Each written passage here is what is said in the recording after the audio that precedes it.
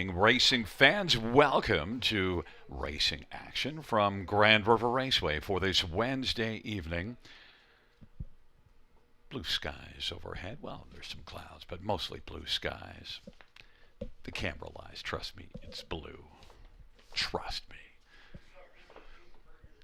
Let's get a look at the changes on this evening's card of racing. The track condition is listed as fast, and the announcer listed as slow.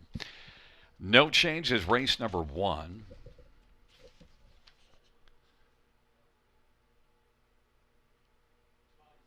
Race number 2. Number 6, Audacity of Hope, has his shoe change, steel to flip-flops up front. That is steel to flip-flops up front.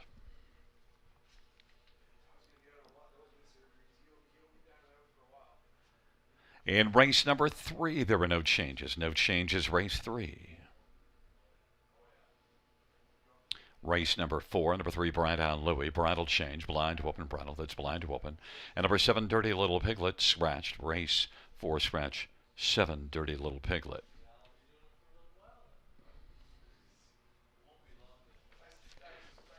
Races 5 and 6 have no changes. No changes, races 5 and 6. Race number 7. Number 8, Bar Brawl. The driver will be Travis Cullen. Travis Cullen will drive a Bar Brawl in the 7th.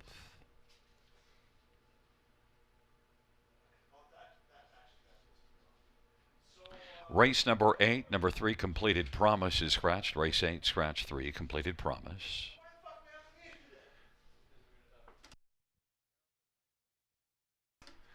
Race 9, no changes. No changes, race 9.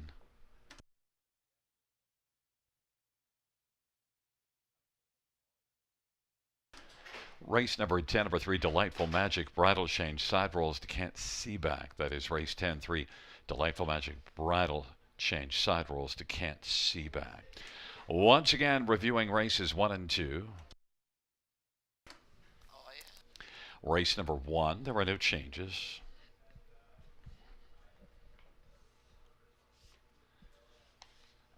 And race number 2, number 6, Audacity of Hope, a shoe change, steel to flip-flops. And speaking of flip-flops, well, we're going to flop on over to Newmarket, the home of our handicapping expert and also the Margaritaville Palace.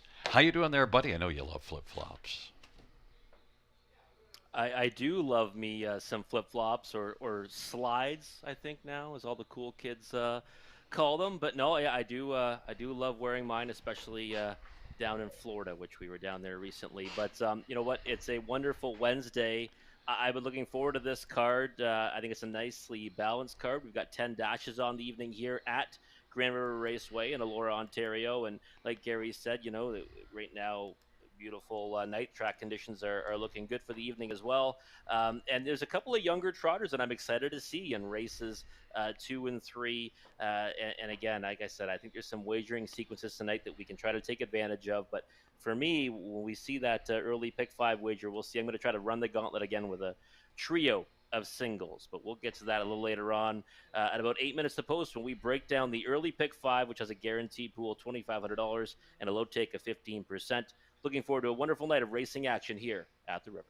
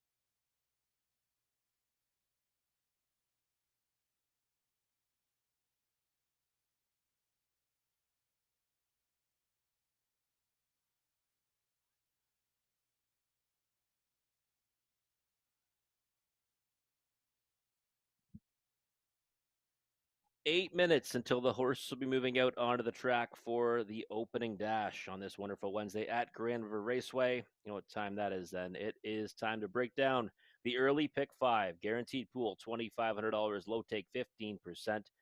And on Wednesday nights, we take center stage in harness racing in Ontario and beyond, in Canada too. And our pools, you'll usually get a little boost. So right now, we're already up and over that guarantee with $2,700 almost in the pool. And in this sequence, I'm going to go with three singles to get us started here. Starting off in the first with the five, Maddie and Maggie. And this is an interesting race, condition claimer. Not a lot of great form for the horses in this dash in the opener. So for me, I singled up on the horse that's coming out of open non-winners of two, open non-winners three races at Grand River and Flamborough, and I just think that it's going to be tough to beat her if she can race back to any of her recent efforts. She is just 1 for 15, six on the board finishes, but I do think that she is worthy of a single in the opening dash. Actually, that should be the five, Maddie and Maggie. Race two, seven, Gotta Have It. Looking forward to seeing this 3-year-old son of Cantab Hall back on the track here at Grand River Raceway. It was an easy winner last time, lifetime debut, but it may have got a little bit of assistance from a pace setter that made a break on the final turn. Ended up winning going away, but certainly was made easier when the leader made a break in stride coming into the stretch. But I think he comes right back and wins tonight. He is a full brother to On a Streak, so I'm very excited to see his second start here at the River. And third race, number 6, HP Johnny Money, HP Joni Moni, one that I've been waiting for at Mohawk Park. Fantastic effort last time in non-winners of one, I thought, closing with Trot on the end of that mile, 28-3. Looking forward to seeing this one and make his first start here at Grand River Raceway after a victory at Flamborough Downs 2 back and a solid lifetime debut there back in early May. So I think it's going to be tough to beat that one. So I'm starting off with three singles. Then we spread out. Race 4, 3, 5, and 9. Bri Down Louie, I think, getting into a condition claimer is maybe the one to beat, but I also want the 5 Carson's Royalty and the 9 Morning Watch. All those horses coming into a condition claimer, for the first time. And then in race 5, 2, 3, 4, and 5, competitive trotting event. I knew a lot of money will like to 10 to the 4, but I was disappointed in him last time. Thought he should have won that race. Did not happen. Royal Leaf, big effort that time out. And I think that, those are the two main players. But if you want a couple of ones that might be a bigger price, the 2, Atalanta Express, and the 5, Gerard, who I think last time made a break in stride, just needed to get a start under his feet. Maybe he'll be better this time around. Just $2.40 for my 20-cent ticket. Let's see what Gary Guy has in store for us tonight. Well, I didn't go anywhere near as cheaply. I love spending $9.60. Also, I just didn't like the idea of singling up early. In fact, in the first race, I don't even have your single as my top pick to win. I have Lions Queen to win, but the 5 and 6 in the first leg. In the second race, I do agree with you with Gotta Have It, but I just wanted a backup because it's maiden trotters. So give me landing pad as well, just in case I have to land elsewhere than Gotta Have It. In the third race, I've added in a couple to go with the 6 HP Johnny Money because I just, again, not certain with these trotters, and so I added in Amelie Hanover and 7 Winning Muscle. So I got a couple of extras in there. In the fourth race, I do have Bride on Louis on top, but I also have one more horse, Carson's Royalty. Used 3 in there, but I went with 2 because I've already spent more money. And then in the fifth and final dash, I narrowed it down to 2, but it was your top 2, Royal Leaf and Goaltender.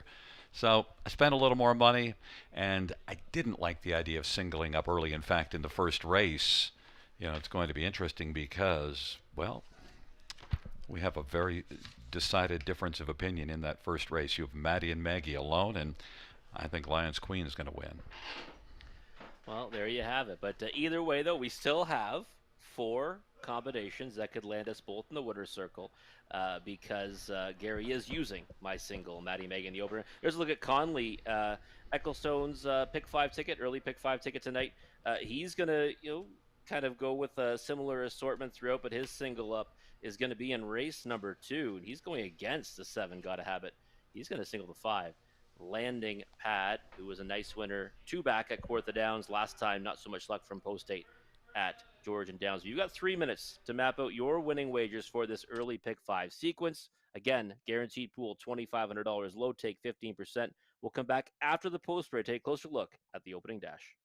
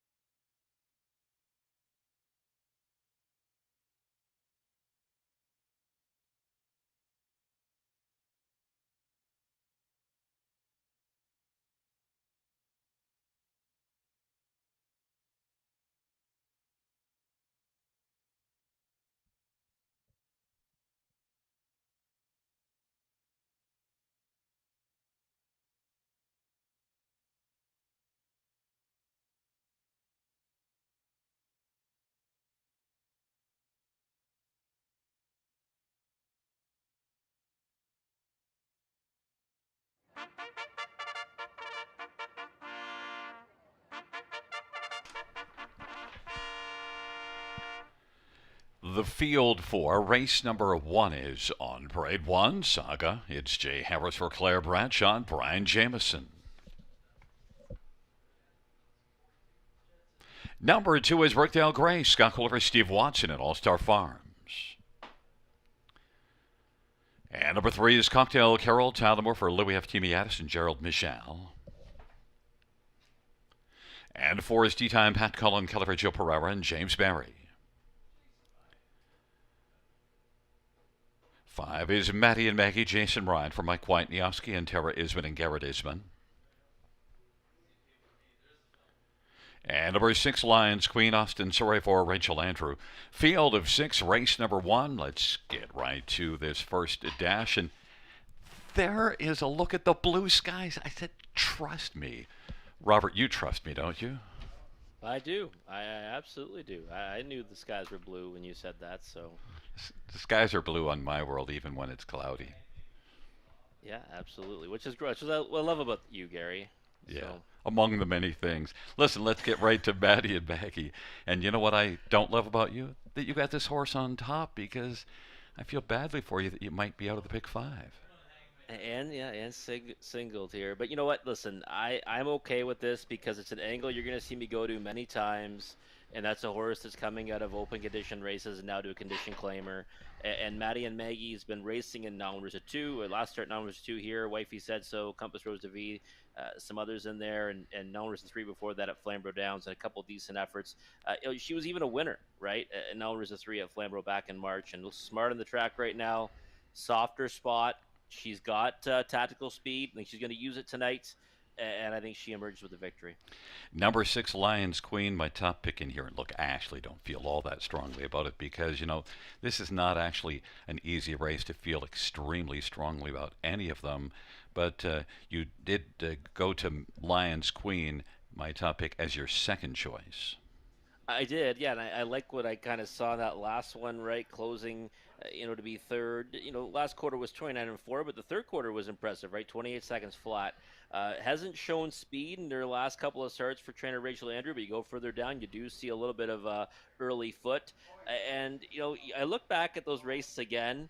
You kind of see, condition claimer and discount them. But then like when you pick this horse, I said, I better take a closer look. Outlaw I'm Hot Vixen, OK Jasmine, What I Need Is a Man, and I go, uh-oh, could be in for some trouble here, right? Those are some decent horses, and all of those ones I'd be willing to back in here. So you might be onto something here, Gary. 7-2 value right now. I have second. Maybe, I should think about adding this one to some of my tickets. Last year, number 1 Saga, early in the year last year, we were kind of noticing this horse and it had some nice spots, 1-3 of 11. This year, it just hasn't come together at all. No, 0 for 5. The last effort, kind of just, was beating a wide margin throughout. Now, the thing about Saga is blazing speed, right? That's what we saw from her last year. She would draw inside. She'd go all she can go early, and sometimes it would work out. Other times she stuck around for a piece. I think that's possible tonight. No, I we're just going to can't three next. endorse her off the recent form. Number 2, Brookdale Grace is your third pick, and Brookdale Grace, last race, yeah, it shows 5th, but beaten only 2.5. Brookdale Grace doesn't have a big record this year, but at least is showing improvement. Yeah, trending, I would say, in the right direction. And, it's hard to, get too excited about one that's got no top 2 finishes in 16 tries. But again, you see some races where there's been a little bit of movement, picking up pieces, and enough that maybe the same can happen here tonight. I thought that, there was a big margin between the top selection on here to the second one, and then another big margin back to the rest of them, to be perfectly honest. So it was Maddie and Maggie for me, Lions Queen, and then it was kind of throw a blanket over them. Well, and Cocktail Carol, the one that we both used on the bottom of our ticket, shows some decent lines back in April against good company, and since then, boy, not good at all. No, definitely not. And again, those races where there was a little bit better form, there was early speed. Recently, that hasn't been possible, right, with those outside draws. So maybe that'll change tonight from post 3. And currently, Cocktail Carol is at 9-1. It's a field of 6 taking up their positions. Saga, Brookdale Grace on the inside. In the center, Cocktail Carol, Tea Time Pat to the outside, Maddie and Maggie, and Lions Queen. Field of 6, race number 1, first of 10 dashes on a Wednesday night at the river under blue skies. Here they come.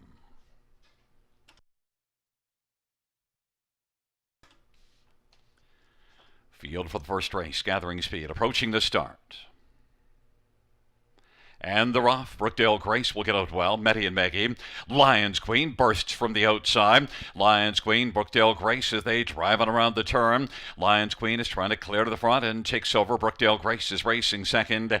Meddy and Maggie third. Then Saga, Cocktail Carol, and Tea Time Pat. Lions Queen, even money on the board now, has the lead. Brookdale Grace is racing second. Maddie and Maggie third. Then Saga and Cocktail Carol and Tea Time Pat, they're in a line as they race on to the opening quarter. That quarter was a solid 28 seconds. Lions Queen lies on a lead of a length and 3/4 over Brookdale Grace, and then Maddie and Maggie is on the inside third, and Saga is racing position fourth, and then it is Cocktail Carol, and Tea Time Pat is having a tee at the back of the field as they race their way off the turn, and they come on towards us. Lions Queen looks for a second panel breather on the inside. Brookdale Grace, and now Maddie and Maggie is going to work first over, and they roll on past the half. Halftime was recorded in 58-4.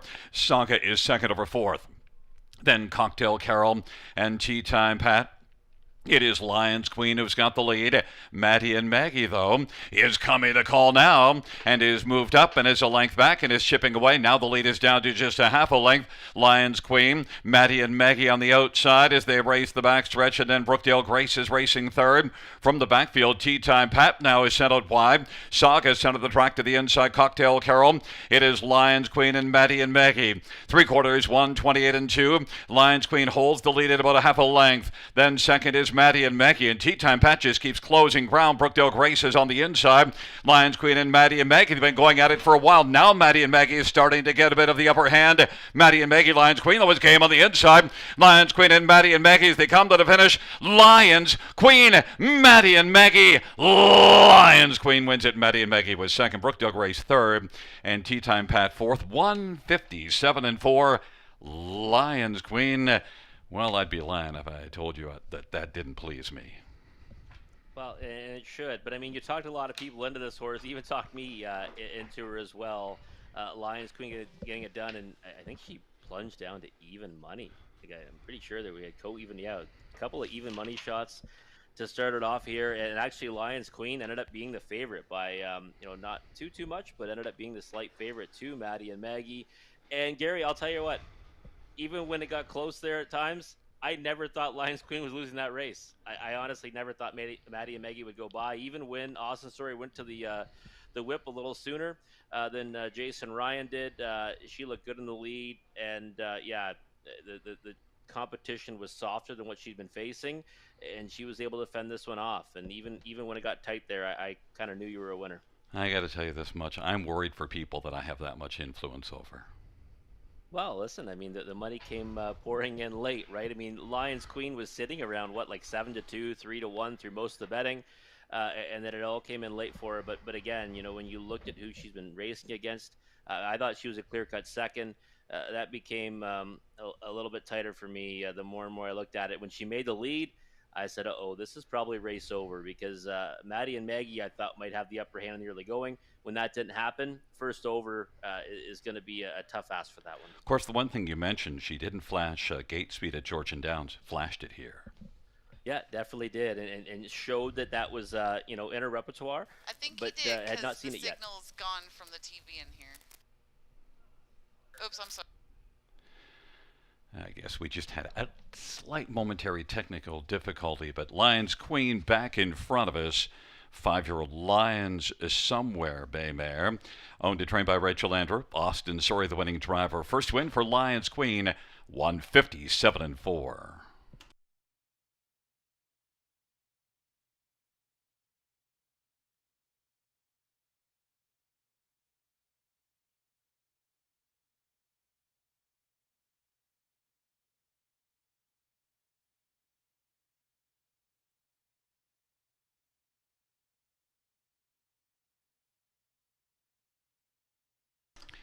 The first race payouts number 6 Lions Queen 410 to 30 270.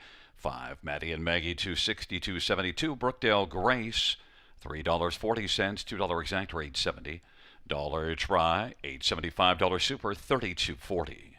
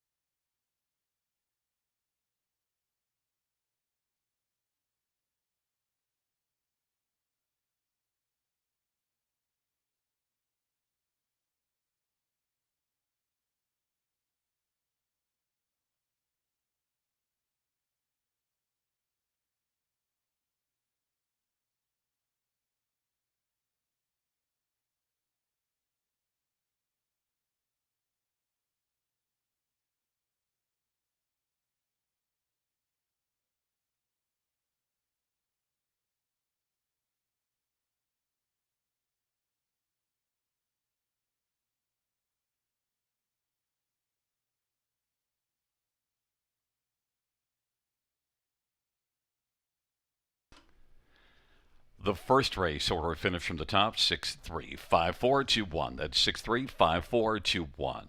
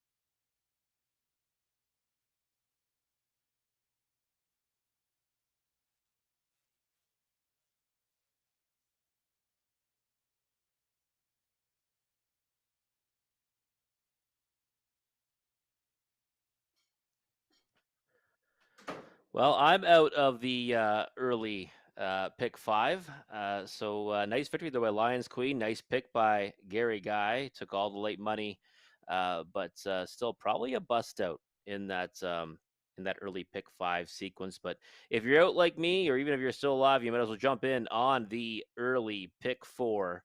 Let's get started right here in race number 2. Guaranteed pool $2,500. Low take 15%. And well, a lot of support actually for that early pick five. We had just under $12,000 in the pool for that one. So thank you very much for getting behind that wager tonight. But let's look at this early pick five sequence, and I'm going to stick to my guns with a couple of singles here. No surprises. 7. Gotta Have It is taking all the support right now at 1-5. Yes, it is Maiden Trotters, but I thought he looked very smooth and comfortable over the surface on June the 7th.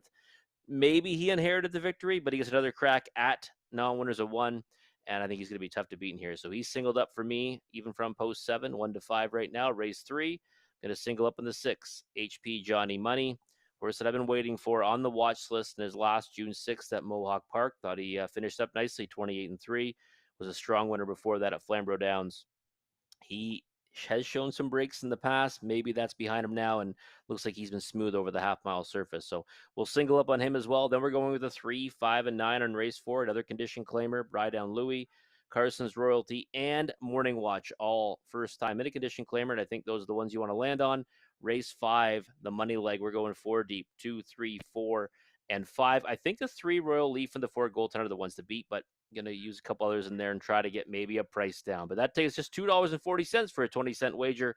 2 minutes for you to map out your winning wagers for this early pick four sequence. Again, guaranteed pool $2,500. Low take 15%.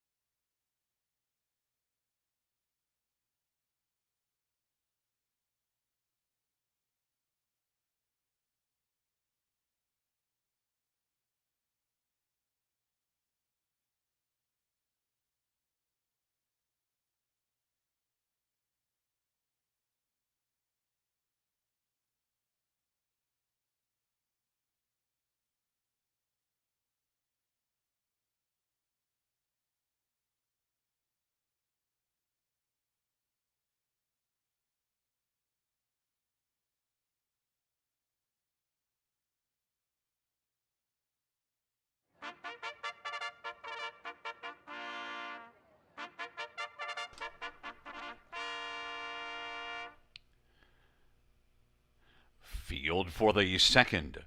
On parade, one is Amber Ornament. It is J.B. Renault for Julia Walker and Yvonne Parmentier. To his noted agenda, Scott Quiller, Dennis Morrissey, and Deanna D'Ambrosio. 3 is Vimy Venti, Austin Sorry for Steve Lauren and Paul Mazzetti.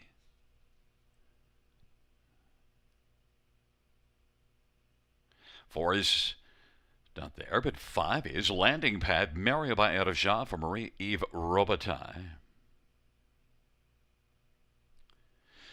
4 is Great Legend Andre Goy for Gino Toscani.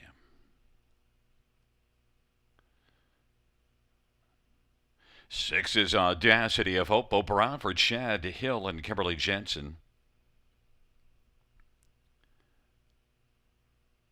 And number 7, Gotta Have It, Louis Bois for Lupe and Determination.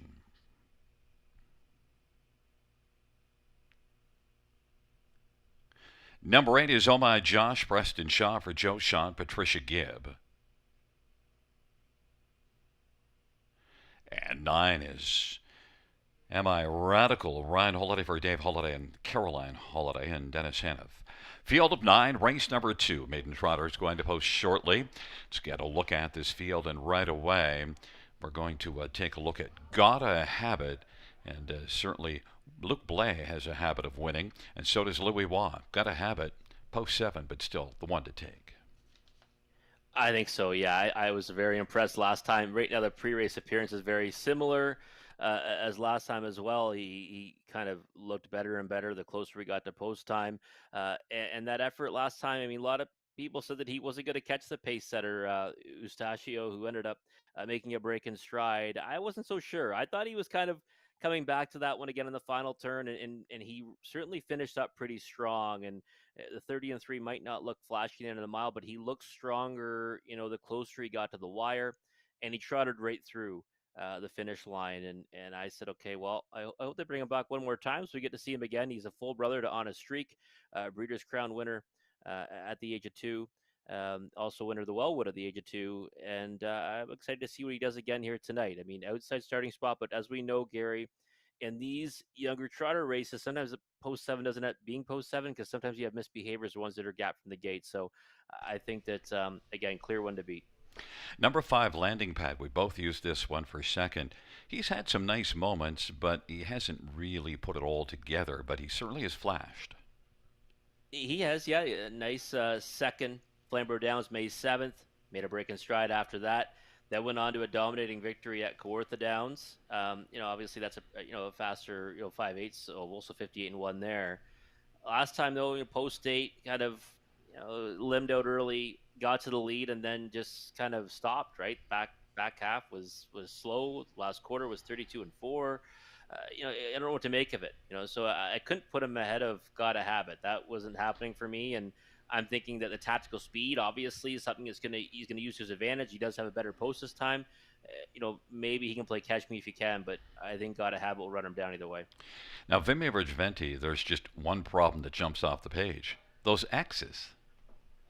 Yeah, the X's, but the effort last time was good, wasn't it? I mean, was kind of in position early, tried to leave out, and then made that break in stride. So it was actually forwardly placed off the gate, made the break in stride, I believe went to the safety lane, had to go all the way back to last before going back onto the racetrack, and then, made decent gains to end up finishing third. So I thought that he was worth a use underneath the exotics last time, and he is again today.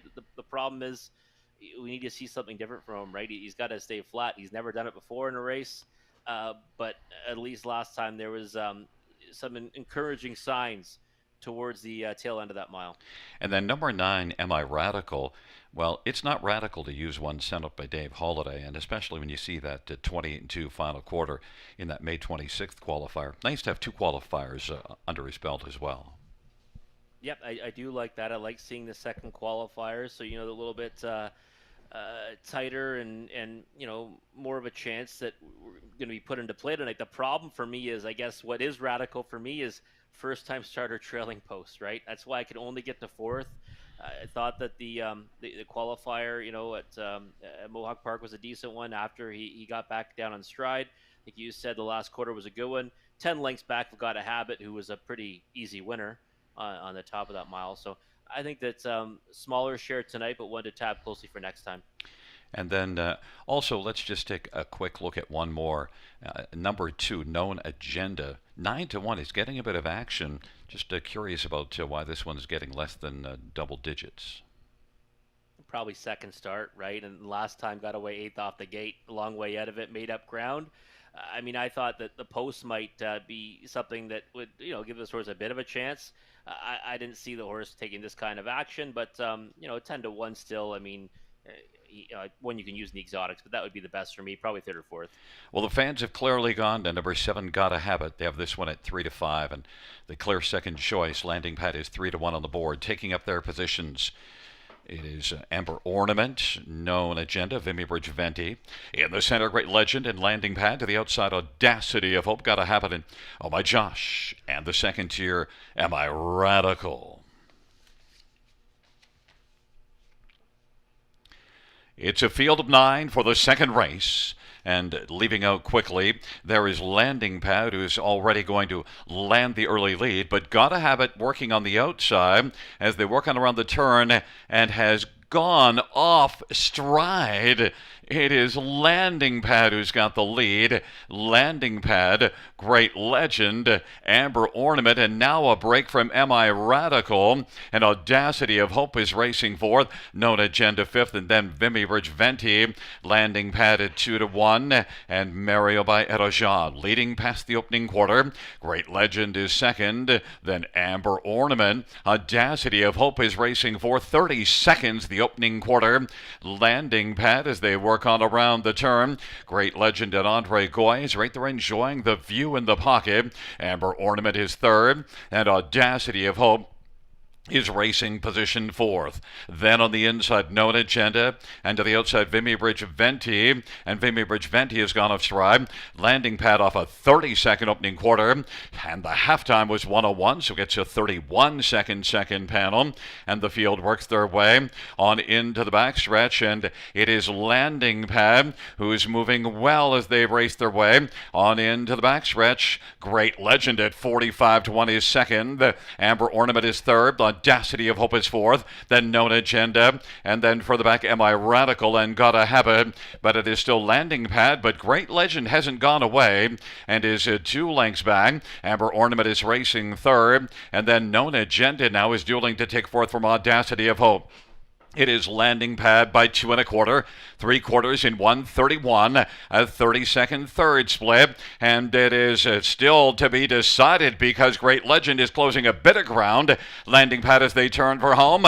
Landing Pad still moving well. Landing Pad is going to land back in the winner's circle now, straight out, and then Great Legend second, and then Amber Ornament third, and Known Agenda fourth. 2 minutes and 4/5. Landing Pad's going to land on the pick 5, and we take another heavily backed horse off the pick 5, Rob.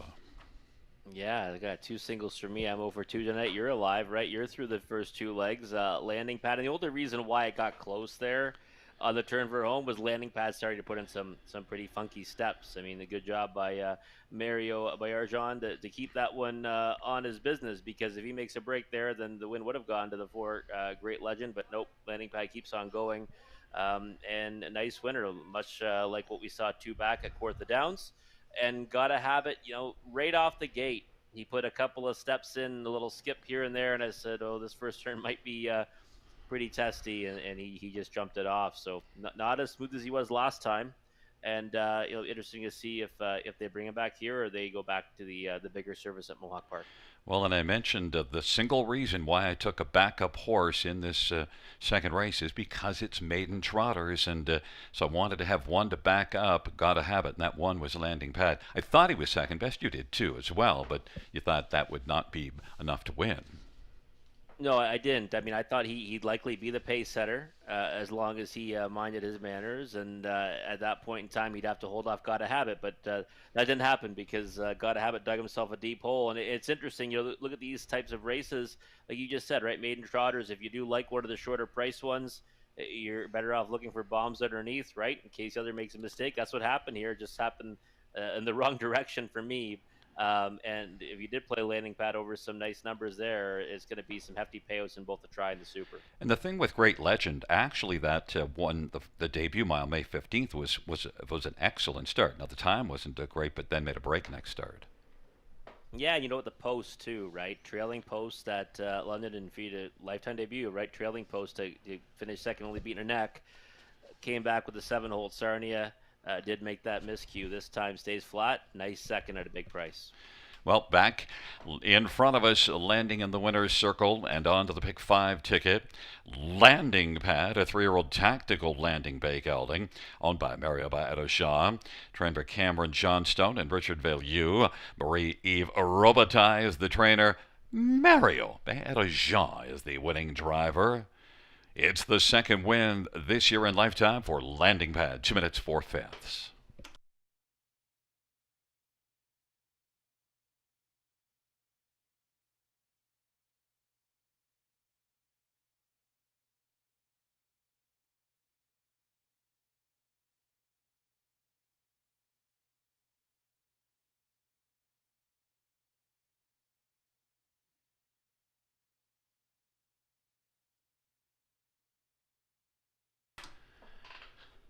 The second race payouts: 5 Landing Pad, 680, 450, and 370.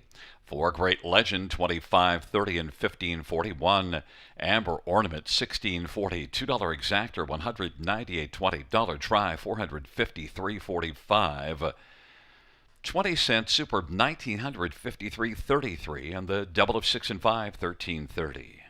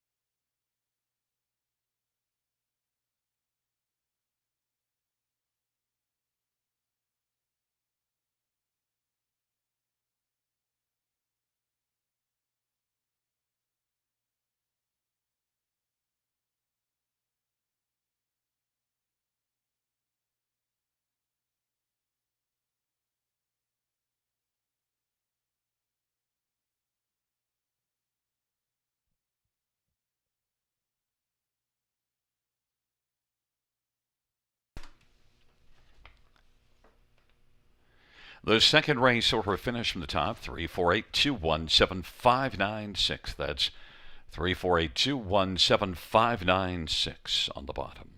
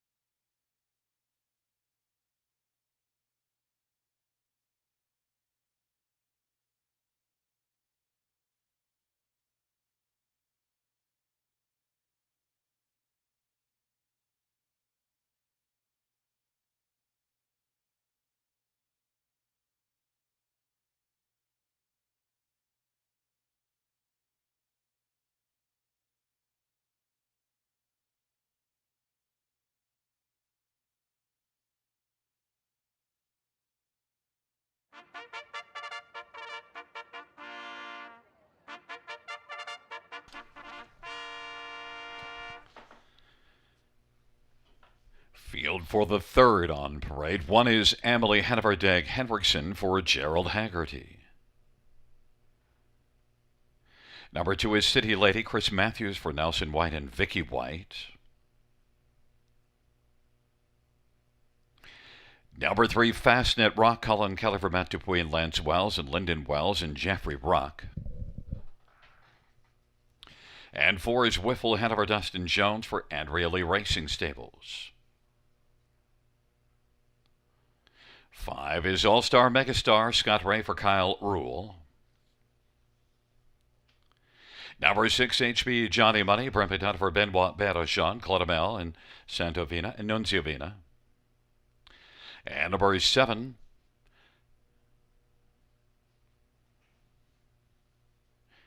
was Winning Muscle, Scott Calder for Sean Arnott and Joe Tonelli. And 8 is Alexa Play Country, Tyler Borth for Ron Waples Jr. and James Fullerton. It's a field, well, there is the 7 Winning Muscle. Field of 8 for race number 3. Let's get right into taking a quick last-minute look at this field. And number 6, HP Johnny Money. I do not believe the odds on the board right now, Rob. Yeah, I think that we're not get corrected by the time we get a little too.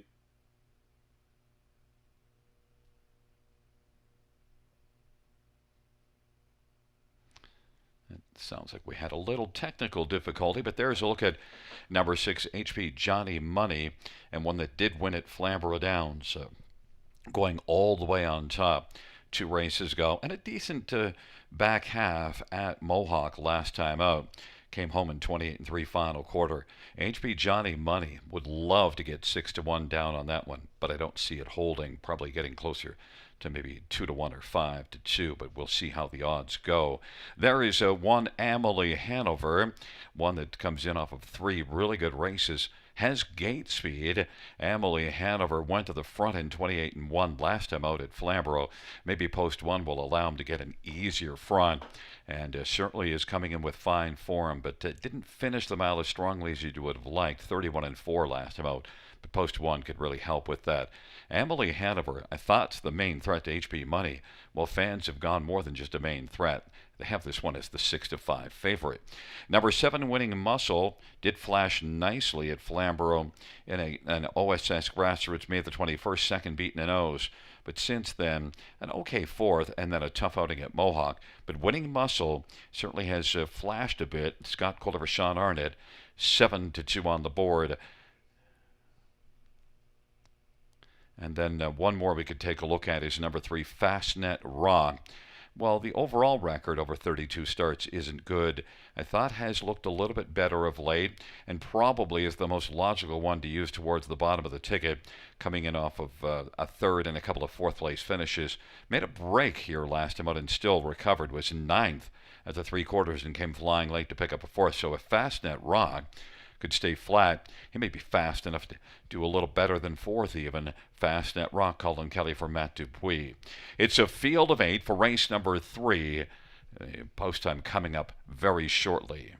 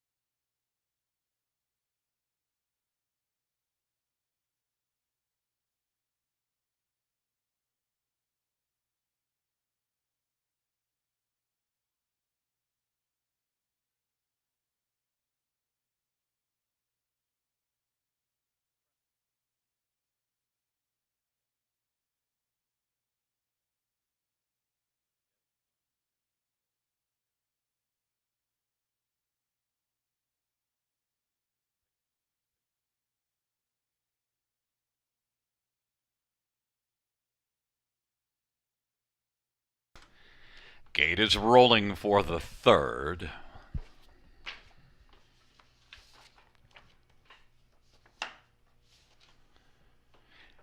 Emily Hanover taking up positions with City Lady and Fastnet Rock on the inside.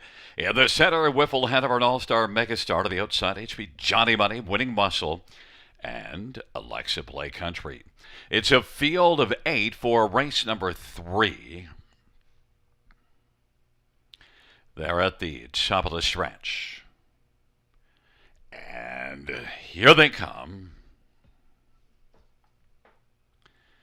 Field for race number 3 is at the start of the rough. Wiffle Hanover, All-Star Megastar.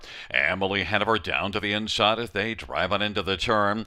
But right now, Wiffle Hanover and Emily Hanover dueling. Emily Hanover to the inside. Wiffle Hanover to the outside is going to come on. And clear to the front. Emily Hanover is second.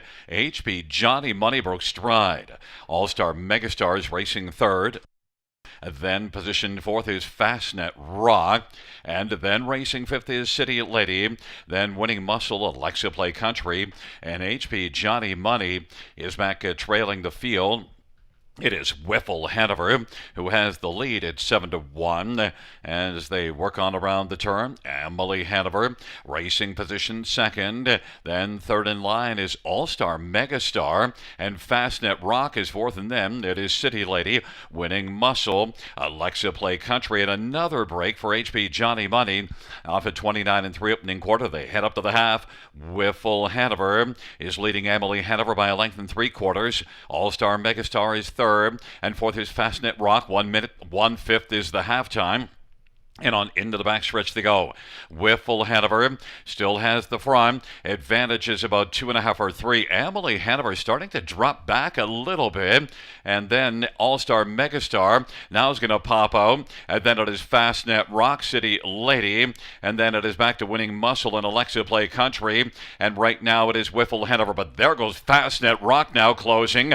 Fastnet Rock has come on and picked up second. Then Emily Hanover on the inside third. And Winning Muscle is racing for 3/4 in 1:31. Fastnet Rock has come on and taken the lead from Wiffle Hanover. Fastnet Rock, as the field turns for home, Wiffle Hanover on the inside is now second as Fastnet Rock on down the stretch drive. Fastnet Rock is going to win it. Wiffle Hanover second, Emily Hanover third, and Winning Muscle was fourth. And the top of the mile, 2 minutes and 4/5, and race number 3 goes to Fastnet Rock. Well, Rob, last time out made a break and then dropped back, was able to come right back on and finish fourth, but no break this start, and it results in the winner's circle. Yeah, it was a nice effort from Fastnet Rock there to get the job done. Came over first up against Wiffle Hanover, right on by. I thought Wiffle Hanover, might go all the way on the engine there with the fractions that one got. And snake bitten tonight for me, Gary. Another breaker. HP Johnny Money jumped it off in the first turn. Yeah, and also I went 3 deep in the pick 5. Thought I was being good there, not to just narrow it down. Well, my fourth one was Fastnet Rock, so I'm out. Wow, that's listen. I was cheering for you because I mean, you know what? It's interesting. Like the first couple of prices, even money 2-1, but it's certainly going to play out much better in the pick 5, right? When we know that in the opening leg, a lot of money was singled to the 5, and then lots like obviously to Gotta Have It. So it would have been a nice one to keep going here. Fastnet Rock's another decent winner to bust out some tickets, and one that like you said last time made a break in stride, recovered decently enough, and this time gets to the winner's circle. Well, and especially last race, it was 9th at 3/4 and came on to be fourth. And so Fastnet Rock did show that, and also was good at Flamborough the start before it. I wasn't shocked. 3-1 suggests that, people knew that if he could stay flat, he'd have a chance. Yeah, improving form, right? He's been progressing, and if you overlook that most recent miscue, right, it was kind of getting better every time he stepped on the track. And this another race, we should have a nice try in Super, even though 3-1, but some decent numbers around him. It is a 3-4-1-7. And coming back in front of us is number 3, Fastnet Rock, a 4-year-old Archangel brown gelding owned by Lance Wells and Lyndon Wells and Jeffrey Rock. Matt Dupuis is the trainer. Colin Kelly is the winning driver. It's the second win this year in lifetime for Fastnet Rock.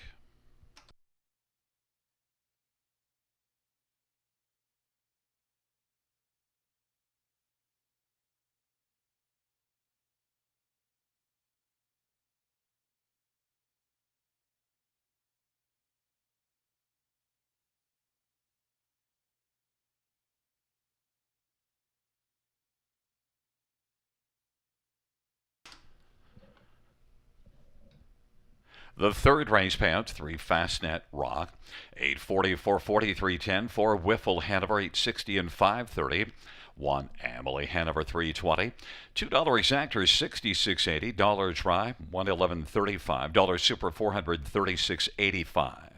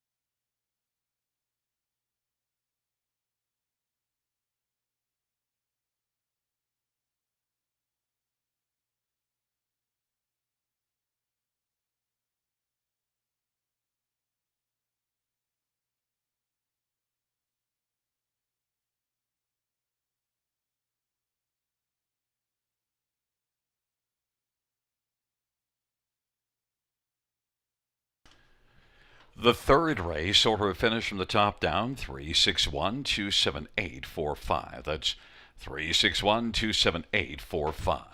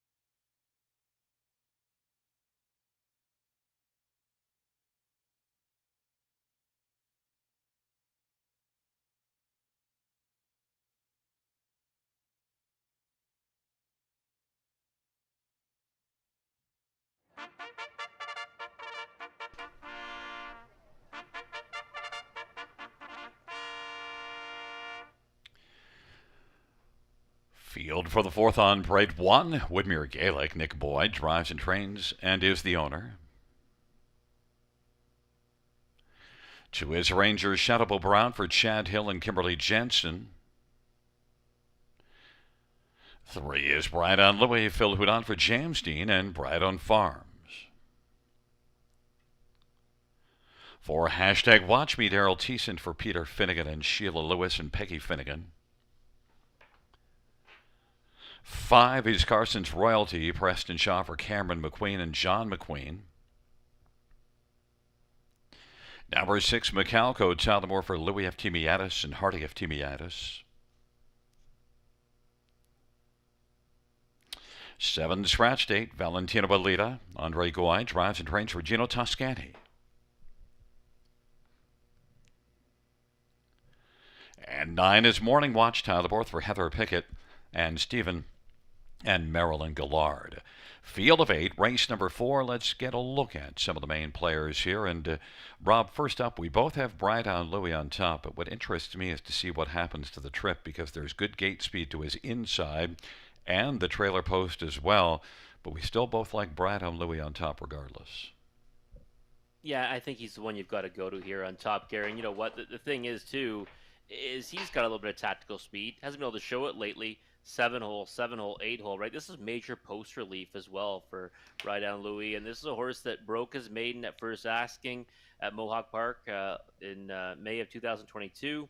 Had a victory in non-winners at 2 earlier this season at Flamborough Downs. Then since, kind of going on the bench for about a month, has not obviously had the best of efforts, but has had to work from difficult posts and now gets down to the condition claiming ranks for the first time in his career. So I just thought this looks like a spot for him to kind of get back on the beam, and he ticks a lot of boxes here. That's why he's 7-5, and be more than happy to get a favorite home to notch my first victory of the night. Number 5, Carson's Royalty, is the one that we both thought was the threat to the 3. You see plenty of form and works for a consistently decent barn. Carson's Royalty is one that comes in from Sarnia now. Yeah, surprised 7-1 to be perfectly honest, because the efforts at Sarnia were good. I mean, a win or two back, first start for Cam McQueen. Last time was Overland for part of the mile before finishing third, beating 3 lengths to Toretto.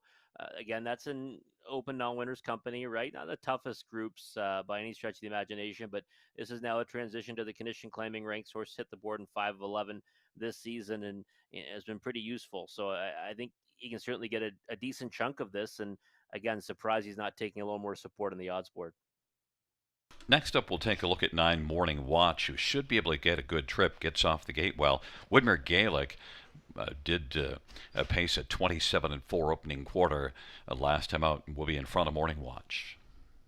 Yeah, and if you're going to have, post 9, you want to be behind one like that, right? One that can blast out of there off the switch, and that should set up for a decent trip for this one. Last time third, and non-winners of 1 here at Grand River Raceway, and really has been kind of knocking at the door, right? No worse than 4th in his last 7 overall. So one that, with the right kind of a trip, can certainly be there with these, and another angle I like, and I'll keep preaching, get first time at a condition claimer after racing against non-winners of 1 or non-winners of 7,500 open company, and City of London as well. Face some nice horses in there. So this horse with the right trip can be right there at the wire. Just going to depend how it works out. If he can stay on the helmet of Woodmere Gaelic and get away well off the gate, then he can certainly do some damage in here. And we mentioned the gate speed. Well, that's important here at Grand River Raceway. Woodmere Gaelic on the inside, 9-1. That's enticing. It is definitely enticing. Last time 15-1, a big effort though, right? Went to the lead, from the pole position. Ended up getting tired late in the mile. Got beat 5 lengths to the likes of Mitch and Feisty Lake Fire, who kind of hit the wire together on the end of it. But again, inside speed, always dangerous here at the river. And I don't think there's any question, right? That's the direction he's going. And there's not a tremendous amount of early foot really in this contest, so he should inherit the engine off the gate, and maybe if he can steal a panel or two, he can keep on going. And I'm also interested to see how Rangers shadow races, because the last 3 starts were post 6, Before that, had post 1 at Flamborough. Now, it was a bottom condition class, but a pretty strong win by 2.5 lengths. And before that, also from getting off the gate, was second at Flamborough as well. So Ranger's Shadow on the inside could be a lot more of a horse, and you get 15 to 1. Yeah, 15 to 1 right now, like you said, inside post to work from some tactical speed anyways. The other one that, taking a lot of support right now, Gary, the 4, hashtag watch me, 5 to 2 on the board right now. One that is getting back to the condition claiming ranks. And like his pre-race appearance. So, one that certainly should not be left out of it. Well, maybe that last race, that was the first one after being off vet 6. So now we'll be back on that regular rotation. And you do see a 56 and 4 mile May the 7th, second to Mock Jacobs, who's a decent one. So that's a good measuring stick. It's a field of 8 for race number 4, taking up their positions. Woodmere Gaelic and Ranger's Shadow. Right on Louis, hashtag watch me, Carson's Royalty in the center. To the outside, Michalco, Valentino of Lido, and second tier, Morning Watch.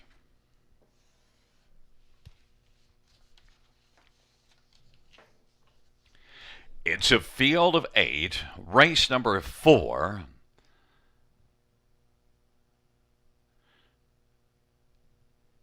And there at the start of the round, right on Louis and Woodmere Gaelic.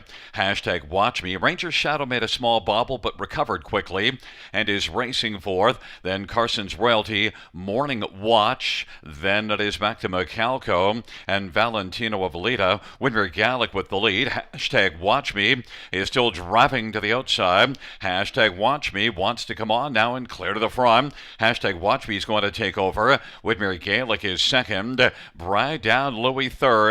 Then Ranger's Shadow and Carson's Royalty. Morning Watch has just 2 beaten right now, Michalco and Valentino of Lita. Hashtag watch me is on the board at 5 to 2. Woodmere Gaelic riding the pocket and is just a length and a half back. Bridehound Louis is positioned forwardly placed third. Then Ranger's Shadow and Carson's Royalty as they race off the turn and they come on towards us. But hashtag watch me is the one we're watching on top of a 27 and 3 opening quarter. They race on past the half. Half was 58 seconds, and it is hashtag watch me being watched by Woodmere Gaelic. And now Bridehound Louis is going to angle out and quickly move up first over and gives cover to Ranger's Shadow, but Ranger's Shadow is gapped a bit in the cover. Here comes Bridehound Louis now, bursting onto the scene. Bridehound Louis alongside hashtag watch me. Woodmere Gaelic on the inside third. Ranger's Shadow is racing fourth. Bridehound Louis has taken a slim lead. Hashtag watch me is fighting to the inside. Woodmere Gaelic is blocked on the inside and Ranger's Shadow to the outside. Those 4 have separation on the rest of the field. Morning Watch is fifth and Carson's Royalty 6 3/4, 127 and 1. And Bridehound Louis leads it by about 2.5 lengths right now. Ranger's Shadow, then hashtag watch me and Woodmere Gaelic, and they turn for home. Bridehound Louis, as they come on down the stretch, Bride has this one put away. Bridehound Louis, Woodmere Gaelic is going to now pick up second, then third. It's between hashtag watch me and Morning Watch, but Bridehound Louis finally dropped down to 4 to 5 on the board, and it was a pretty smart drive by Phil Hood. I'm with Bridehound Louis, Rob. Yeah, it was. If you're on the best horse, you can let things settle, right? And I think he figured he had the best horse in the race. He let things settle early and then, came at them to the lead. And then really at that point, the rest was pretty much easy peasy for Bridehound Louis. It was a big, drop down to the condition claiming ranks. And we also talked about that post relief, right? Huge post relief after 3 consecutive starts, 7-hole or worse. And now today, post 3. So a nice win from Bridehound Louis. Woodmere Gaelic, nice effort there to be second. Came around horses late after sitting a trip. That was a nice steer too by Nick Boyd, a.k.a. Ralphie, and I'm happy for him because he's one of the nicest guys in the game. And you mentioned that hashtag watch me took a fair amount of money, ended up 5 to 2 on the board, and that was a solid effort, and certainly is better than the last one, and a horse that's looked to be one that we can use going forward now. Yeah, probably treading in the right direction, right? Vet scratch sick May 21st, then faced off against much tougher last time. like you said, second start back after that vet scratch due to sickness, and it was put into play. Right, that's kind of the way that he's always raced best when he gets put into play off the switch. Did that tonight. Ended up fading back to third, but still a decent effort, and probably will be one that will benefit from racing back in these condition claiming rinks. It comes in a 3-1-4-5, and rolling back in front of us is number 3, Brydown Louie, 4-year-old Big Jim Brown gelding, owned by Brydown Farms, trained by James Dean. Phil Houdon, the winning drive. It's the second win this year, third lifetime. Brydown Louie, 157-4.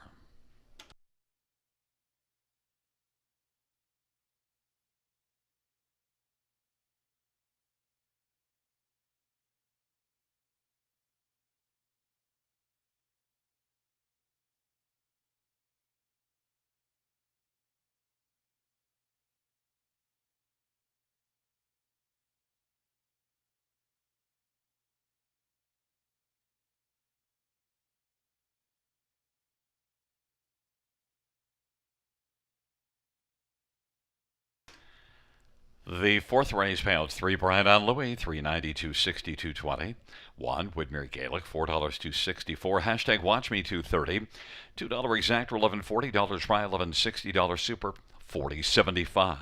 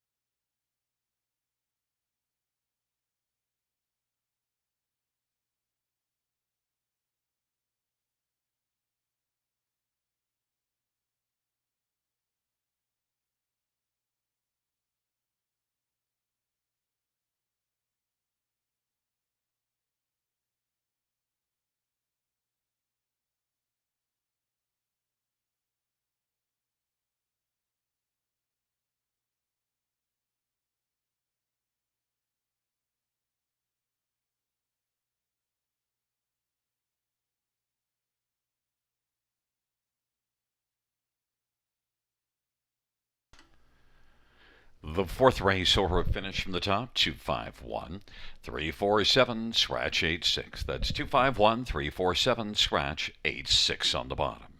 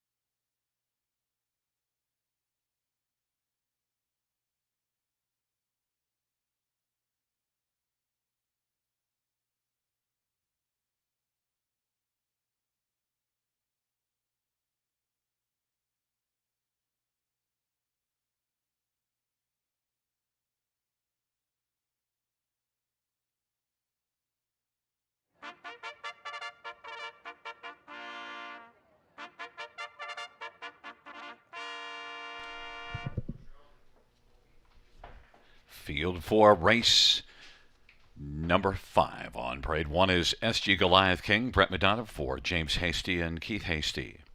Number 2, Atalanta Express, Bruce Richardson for Katarina Bosniak. And 3, Royal Leaf, George Ketros drives and trains and owns. And 4, Goaltenders, Samuel Filya for Rafael Barassa and Francois Morin. 5 is Gerard Talbot for Gerard Demers and Triple S Equine.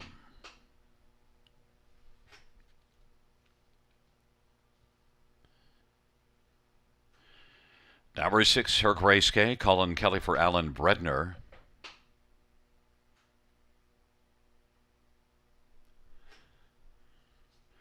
Number 7, Jackson Storm, Jay Harris for Alan Fair and Elizabeth Fair. 8 is Off-Road Hanover, Travis Henry for Dr. John Chandler. And 9 is the Champ, Ryan Holiday for Dave Holiday and Caroline Holiday. Field of 9, race number 5. Let's get a look at this field of trotters. A pretty wide open dash, but both, well, Rob, we both went to Royal Leaf off that start from post 8 last time out. Yeah, it was a real nice one, wasn't it, Gary?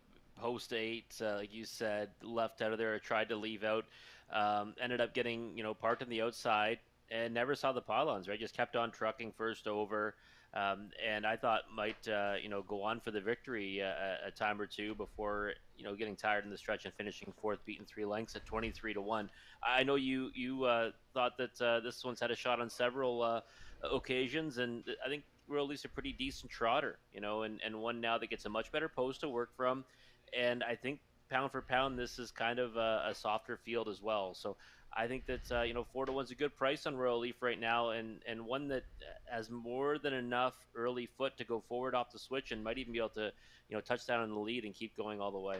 Number 4, Goaltender, is one that raced with Royal Leaf last race and finished one spot in front of him, and also worked a fair bit in that race from the trailer post. Did, but I honestly thought the trip couldn't have worked out any better the way it kind of panned out. I thought he was going to win by margin on the turn for home. He was spotted second over perfectly on the helmet, came off cover like he had all kinds, and then just kind of hung out there. Now went past Royal Leaf, who provided cover for him, for much of that mile. But then, still got beat, more than 2 lengths to Magic Wanda, who came up the passing lane. So I maybe because I need a goaltender, I was a little bit disappointed in him. But I thought that, he needs to do more tonight to finish in the same position, if not better. Atalanta Express is 10-1 on the board. One used for third. He's had some flashes of late, but also that last race was just okay at best here. Yeah, it was, but I thought she kind of was coming on again a little bit at the wire. She got beat by just over 3 lengths, and I didn't mind the effort. Now, obviously, you would think that Colin had his choice, right, between the 2 horses. He drove that one last time. You get Bruce Richardson this time around, and I thought that it's one that with the right kind of trip, you can certainly get a big piece of it here. 11-1's an overlay, in my opinion. One that I was happy to have in the multi-leg wagers, and I don't know if I trust anyone in this field at a short price. And right now, I'm shocked at who that short price is. That's the 5 Gerard. Well, speaking about number 5 Gerard, he showed up here last August, first start for Gerard Demers from post 5, and flew to the front and almost wired the field. Just got caught by 1 to finish second, beaten ahead. Now, since then, things haven't gone all that well, and that second place finish is the only one you see on the program there in the 5 starts last year. This is just the second start of the year off a break. Yeah, and I actually put it on Twitter last week before the race. I said that, for some reason, he just started terrifying me from post 6 because I thought he had a decent, pre-race appearance. He took a little bit of early money. This time he's been taking money throughout the betting cycle. 12-1 morning line. He was 18-1 last time, almost 19-1. He's 2-1 right now. He was trying to go forward off the switch last time. Then he kind of got snatched up, then made the break in stride. When he did, though, it wasn't like he was making a move. So I thought that, on his past, form way back, he had a big chance in here, but 2-1 is way too short in my opinion. Well, he's probably going to be leaving based on what we saw there. We'll see how it unfolds, but it is SG Goliath King at Atlantic Express and Royal Leaf on the inside. Of the center goaltender, Gerard. To the outside, Her Grace K, Jackson Storm Off-Road Hanover, and the second tier, the champ. It's a field of 9. It's race number 5. They're approaching the top of the stretch, and here they come.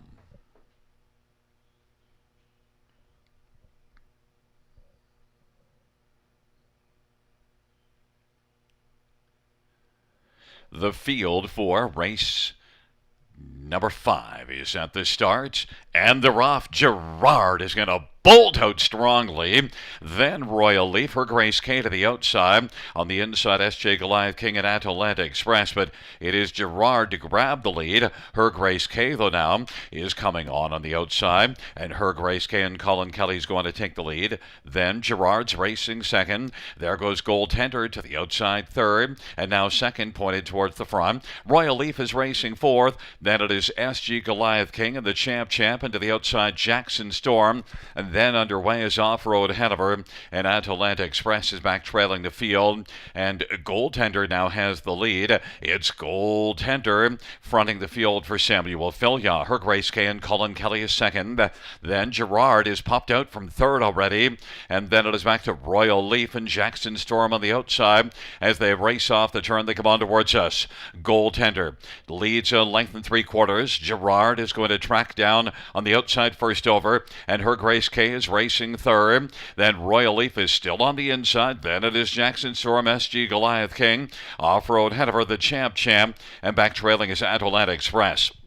It is Goaltender as they race on down the backstretch. Gerard on the outside is rolling up closer. Then Her Grace K. Now Royal Leaf is going to pop on the outside and is on the back of Gerard and is moving up. As they head on to 3/4, it is Goaltender. Goaltender, Gerard on the outside, a length and a half back. Might have flattened out a little bit and get some urging.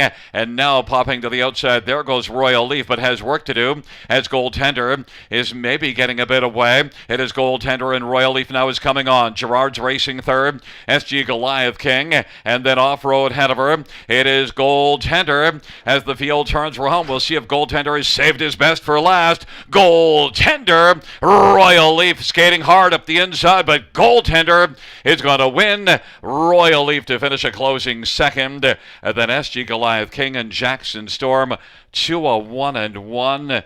Goaltender, well, if you backed Goaltender this time, Rob, you wouldn't have been disappointed. Yeah, I guess so. Look, we said that there was two that kind of stood out in here, and while it wasn't playing out that way on the odds board in the early stages of the betting, it did end up that way. 2-1 Goaltender, 7-5 on Royal Leaf, both heavily backed in the multi-leg wagers as well. But yeah, Goaltender swept to the lead this time around and was strong to the wire. Royal Leaf, nice second. Gerard took a lot of money, right? And went off a 4-1, went to the early lead. Certainly his intentions, were strong tonight. Just didn't have the point to go with these two. And one to maybe watch because he's just getting rolling. That was the second start of the year. He certainly can fly off the gate, though. Yeah, I think so. Yeah, one that we should keep an eye on going forward. I wasn't expecting to see that kind of speed tonight off the switch, but one that again he's got past credentials, right? So with every start, if he gets a little bit better, he should be able to go with these eventually. And then SG Goliath King, we often talk about post 1 on that pick 5. Now moved all the way up to third, but geez, I just couldn't use SG Goliath King off of some of those recent lines and just the overall record the past couple seasons, but lands on the ticket at 35-1. Yeah, you know what? We always say form doesn't matter, right? If they've got the rail to work from in a big number in a high 5 race, you better have them somewhere underneath on the ticket because it hits so often. It's a 4-3-1-7-8 coming back in front of us.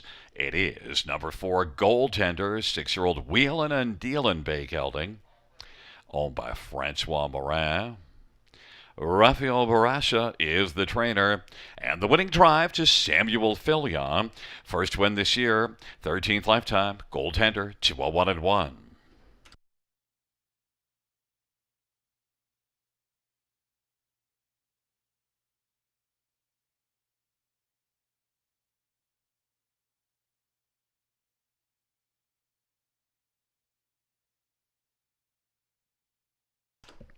And track side, we have the 12-hour group.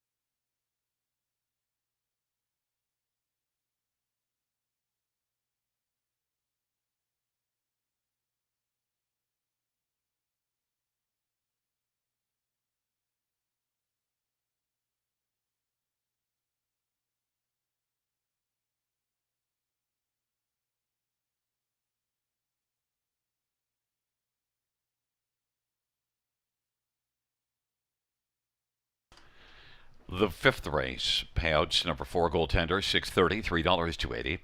3 Royal Leaf, $2.60, $2.40. 1 SG Goliath King, $13.50. $2 exactor, $10. Dollar try, $101. Dollar pick 3, $29.90. And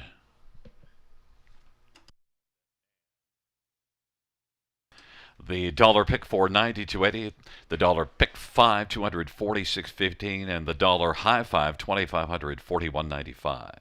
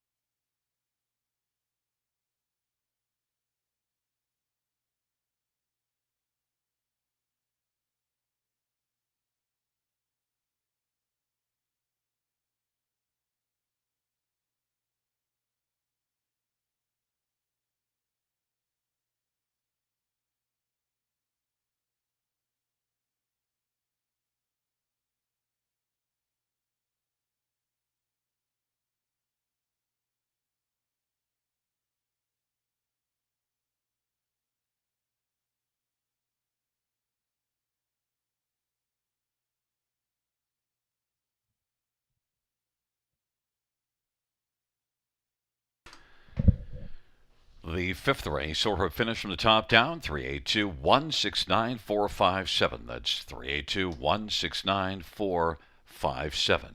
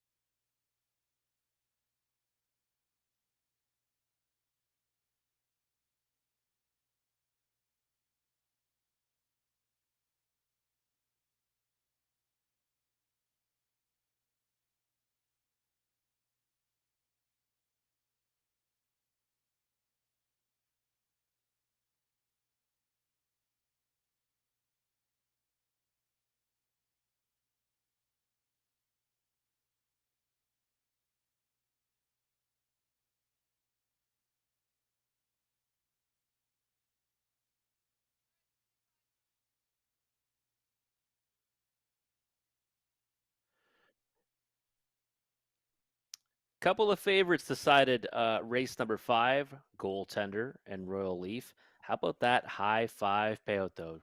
Two favorites on top, over $508 for a 20-cent wager. One of my favorite bets here at the River, the high 5. Another one of my favorite bets, though, is the pick 5. Getting started here in race 6. It's our late pick 5. 20-cent wager, low takeout, 15%. And I do not have a single in my sequence tonight. I'm going to go through with mostly 2x2x2 with a trio in race number 7. 1 and 3 here in the opening leg for me, Toronto and Final Cheese Recipe. I think they're both going to be the speed of the race, and they're both a couple of horses that are shipping in from Mohawk Park. So I think they're going to decide it. The 1 and 3 here opening leg. 1, 6, and 9 in race number 7. Tijuana Sealster was fantastic last time. Tougher post, or sorry, same post, but tougher field. Halo at 7. Much better post this time around with the rail control. And Jayport Roadrunner, a nice trotter from the trailing post. So 1, 6, and 9 for me in race 7. Race 8, I've got the should be Ace 44. Sorry, race 8 should be the 1 and 5 Rivers Dream and Impressive Dude. Do have Rivers Dream as one that I think can take that one down from the pole position. Impressive Dude, nice effort last time from the trailing post to be second to Bar Brawl. Should be tough in there, but Rivers Dream, don't underestimate that one from the rail. 4 and 6 for me in race 9. Ace 44 money looks like the one to beat off of Vet Scratch Sick, though. Don't want to be married to that one, so I'm also going to use a 6. Venti Matcha Latte. Now I want some Starbucks. Race 10. 2 Better Style was one I'm very interested in there, and the 4 Drinking Buddy. Better Style, though, post 7 last time kind of got spun out. This time around, inside post to work from. Love his chances. $9.60 for me. But Gary Guy, what do you have for us in this late pick 5? Well, I do have a single. I singled up in the 6th race, and only because I used a few more horses later and yet spent the same money as you, so somewhere you've got to shave. And I took out Final Cheese Recipe, but I could be wrong. But I went to Toronto, although I'm taking Toronto in June. That could be problematic. In the 7th race, we see this race the same, only I added Johnny Buckshot, but I see a reason for leaving that one out. Is racing off a scratched vet, sick, and has been off about 3 weeks, but is capable, so I added it in after 619. We have the same first 3 and in picks. In fact, we have it in the same order as well. 8th race. Well, we both have 1 and 5. I just flipped it the other way. Impressive Dude, but we both have the 1 and 5. 9th race, you have Venti Machelati. I've never been in Starbucks. Now that's not the reason why I didn't take him, or her rather. But I took the 3 and 4 Dixie by M and Ace 44 money. Just a couple in there, and in the final dash, I do have 3, the 1, 2, and 5, and. Feisty like fire. That could be one that, if you're alive into the 10th race, might fire you off the ticket. Jason Ryan and Brett Lester on the inside, and that one fired to the front last time out, just got caught late by Mitch. That could be your downfall, but who knows, because I could be out by the 6th race, as my downfall is maybe not taking Final Cheese Recipe. Yeah, well, I'm leaving those two off the pick five to get Gary, but I do have them pick third and fourth in that race, so that's interesting there. I just went a little bit tighter. There's Conley's ticket. Look at that, kind of similar to yours truly, right? A lot of two by two by two, the first four legs, and then he's spreading out with four of them in race number 10, and doesn't like my two better style. Wow, Conley's just being a Robert contrarian tonight, going against all my selections. That's okay. I like it. $12.80 for Conley, but you got to start mapping out your winning wagers for this late pick five. Again, low take 15%, 20-cent minimum. We'll come back and take a closer look at race 6 after the post parade.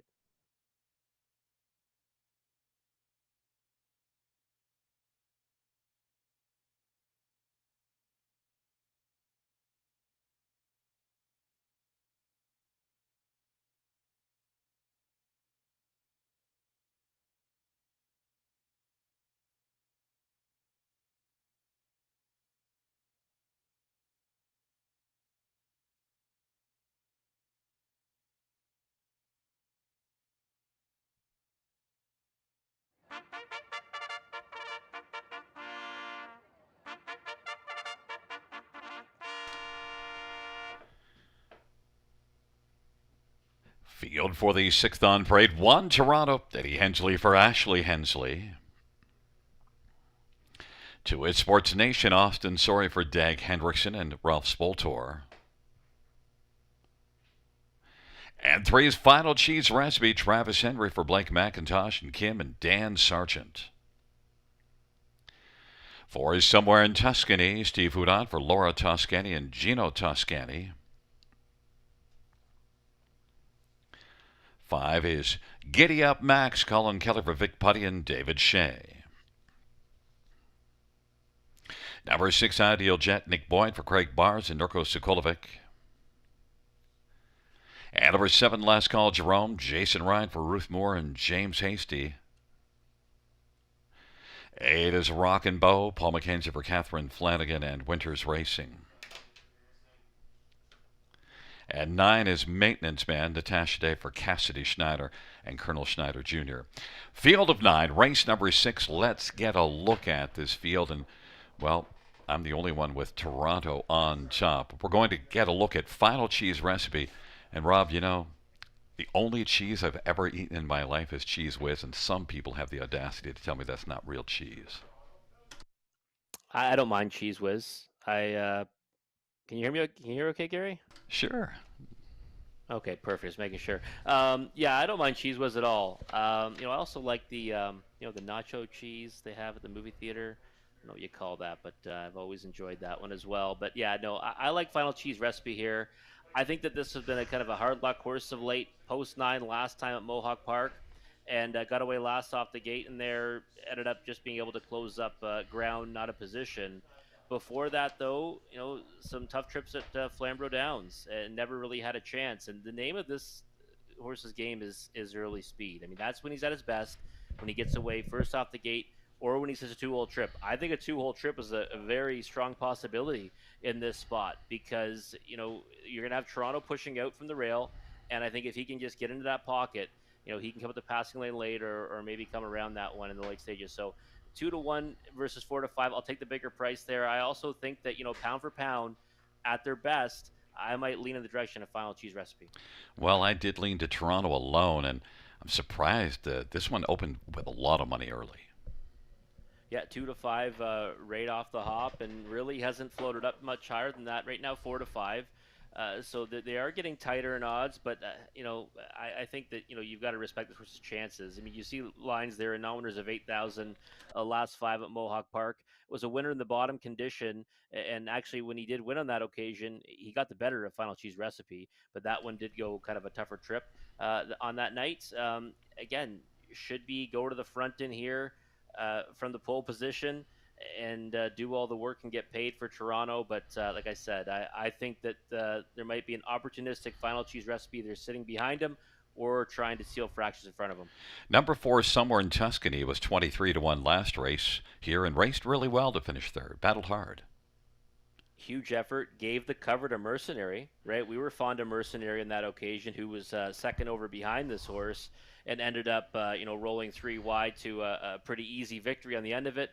Somewhere in Tuscany, got as far as second in that race, ended up fading back position to third when High Flying Jamie came around him in the late stages. But it was a real rock solid effort, right? First over such a long way in that mile, 23-1.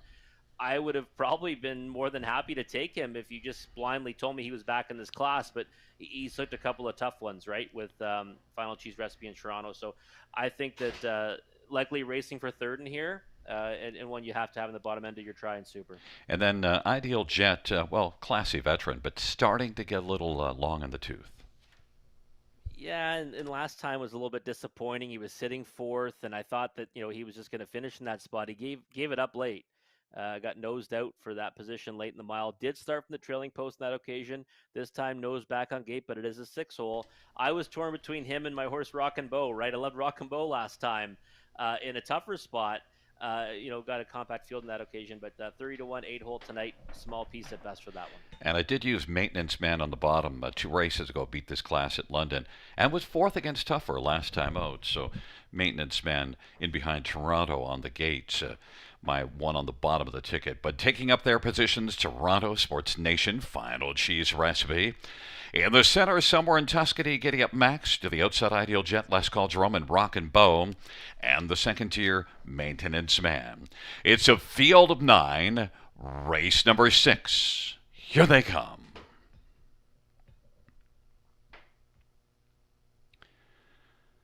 Field for the 6th race is at the start of the rough. Final Cheese Recipe somewhere in Tuscany. Sports Nation and Toronto, and Ideal Jet is also driving out. Sports Nation, though, has got the lead, but now driving Final Cheese Recipe. Ideal Jet continues to drive, racing for this somewhere in Tuscany. Toronto is in mid-pack 5th as Ideal Jet clears to the lead.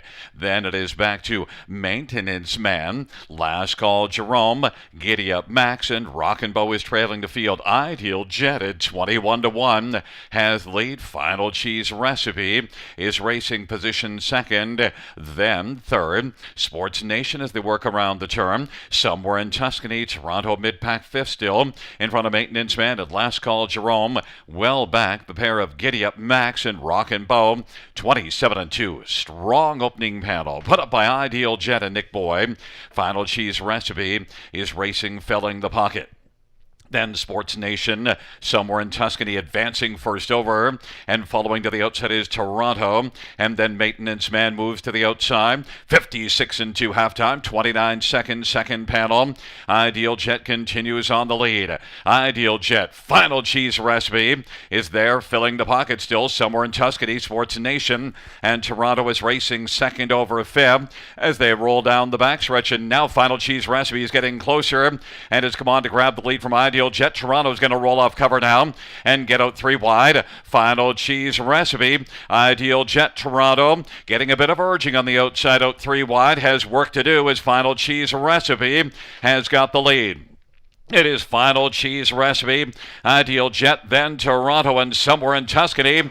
On down the stretch drive they come. Final Cheese Recipe in the final strides. Coming closer is Toronto. Final Cheese Recipe in Toronto, but Final Cheese Recipe is going to get there over Toronto. Then Maintenance Man and somewhere in Tuscany. 156 flat. Rob, you did like Final Cheese Recipe over Toronto, and that's the way it wound up finishing.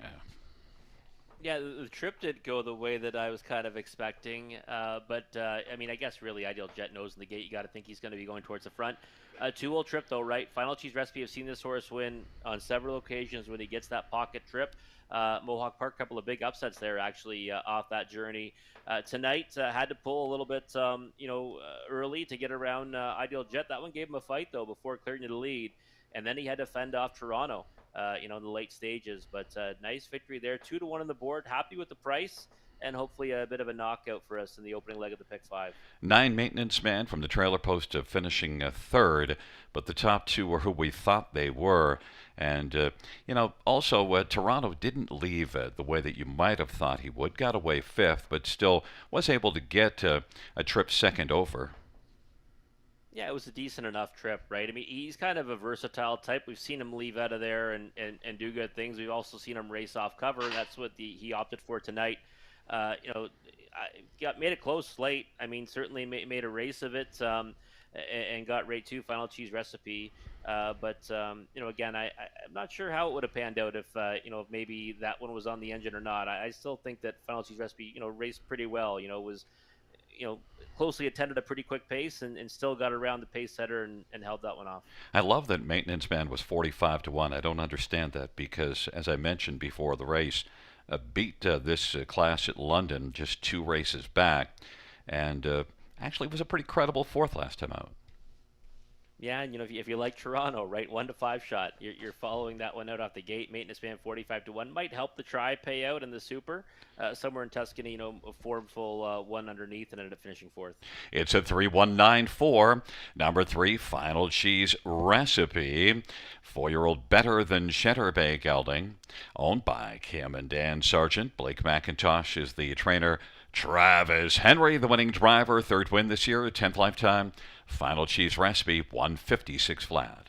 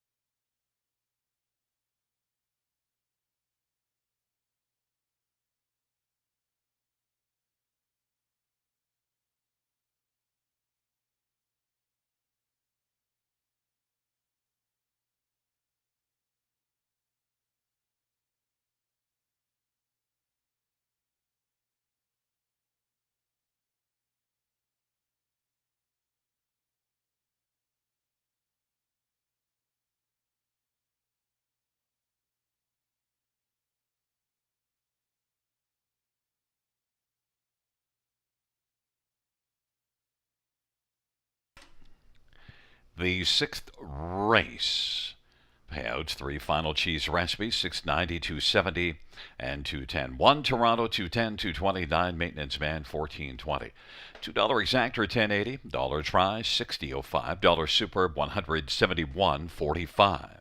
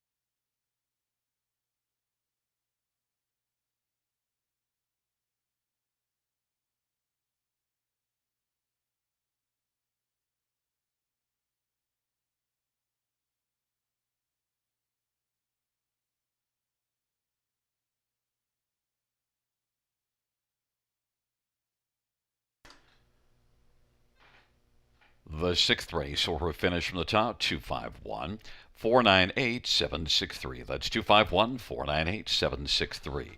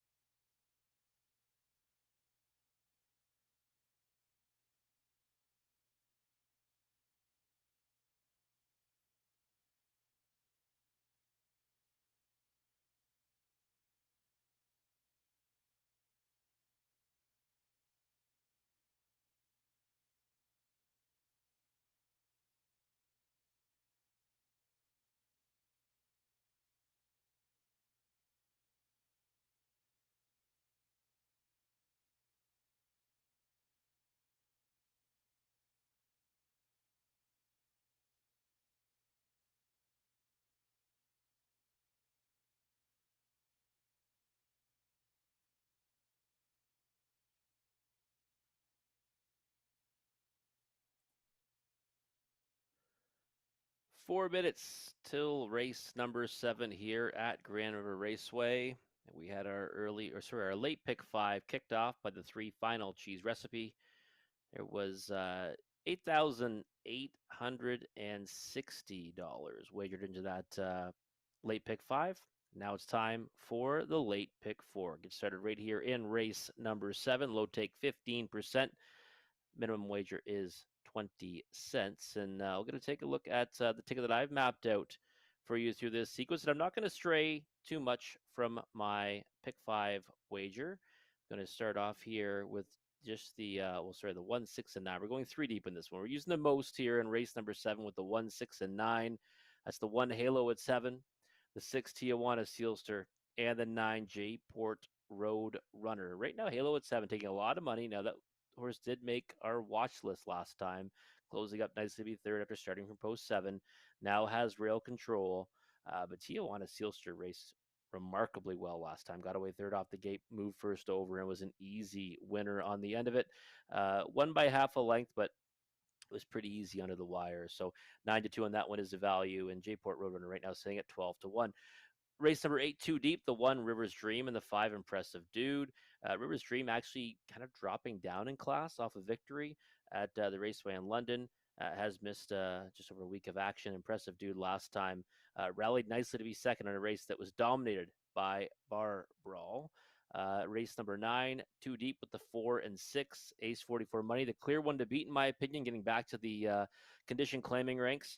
But the 6 Venti Matcha Latte is one I think you also want to use in there as well. A winner 2 back at Mohawk Park.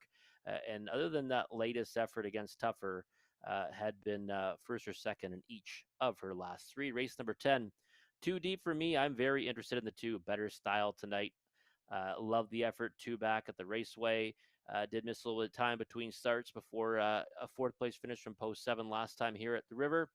I think post 2 is going to be right up his alley, and he can get back to the winner's circle tonight. 9-2 morning line. Hopefully we get that price, but I think he'll take a lot more support than that. The 4 Drinking Buddy, though, one that should provide some value on the end of it. And I think getting into the condition claiming ranks, I might see this one, race a little more competitively, and was a winner just 4 starts ago in an open non-winners of one event. But that ticket there, $4.80 for a 20-cent wager. You've got 1 minute or so to map out your winning tickets for this late pick 4. Again, low takeout 15%. We'll take a closer look at this upcoming dash after the post break.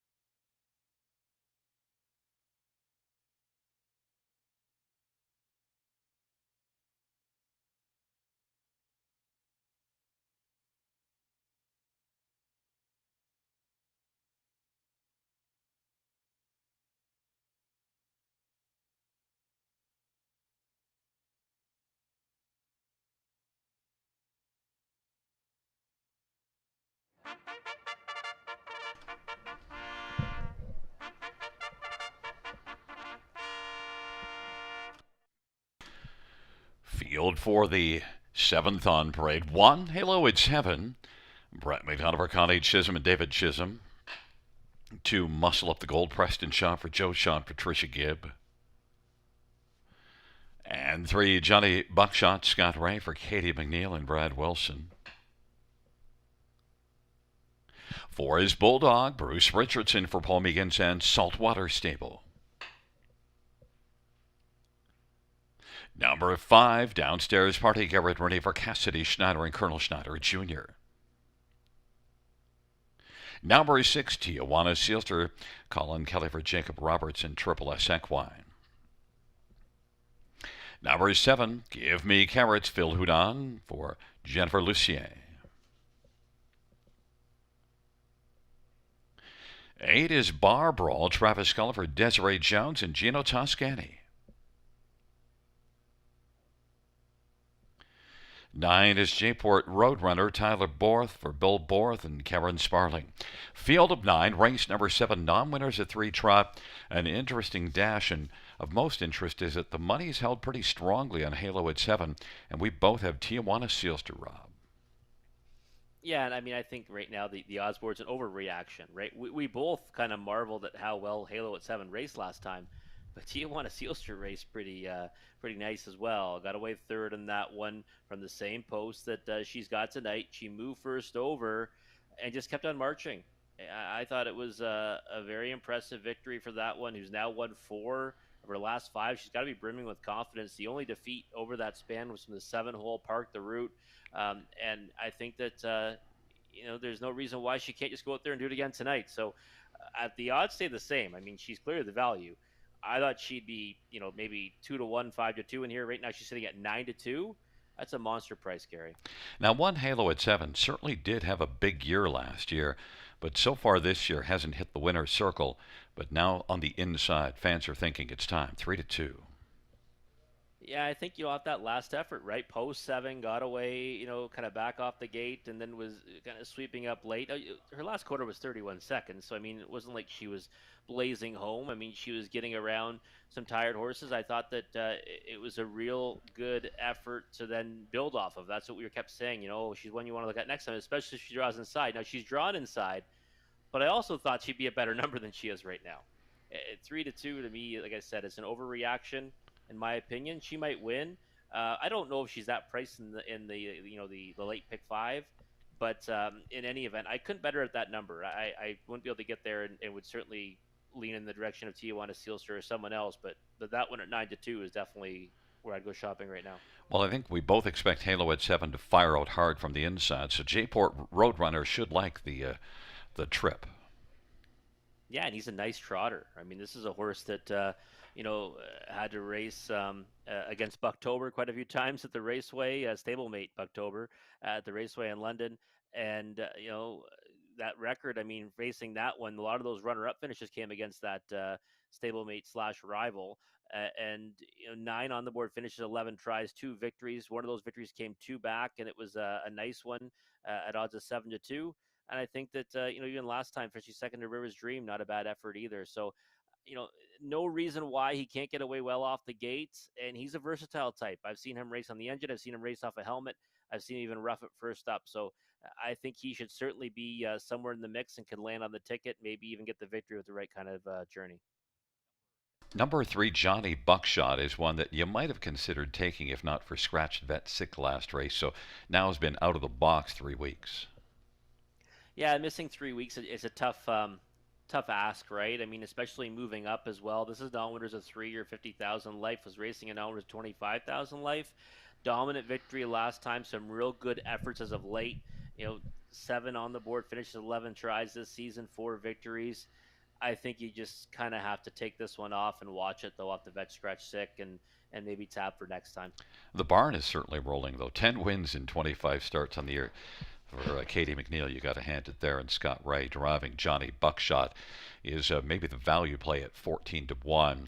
I do see now that Tijuana Sealster has dropped down to 5-2. The odds are tightening between the 6 and the 1, Rob.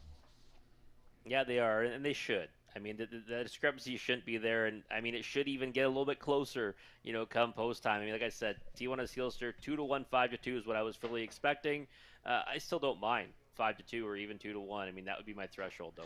I'm surprised that 4 Bulldog isn't taking any money at all. Look, sent up by Paul Meagans, he puts up numbers. Bulldog's been off a while, but he's got 5 wins this year and 11 starts. We'll see what if Bulldog has any bark. 25-1, now 30-1. It's a field of 7, a field of 9 for race number 7, taking up their positions. It'll be Hello, It's Heaven on the inside with Muscle Up the Gold and Johnny Buckshot. In the center, Bulldog, Downstairs Party. To the outside, Tijuana Sealster, Give Me Carrots and Bar Brawl. And the second tier, J-Port Roadrunner.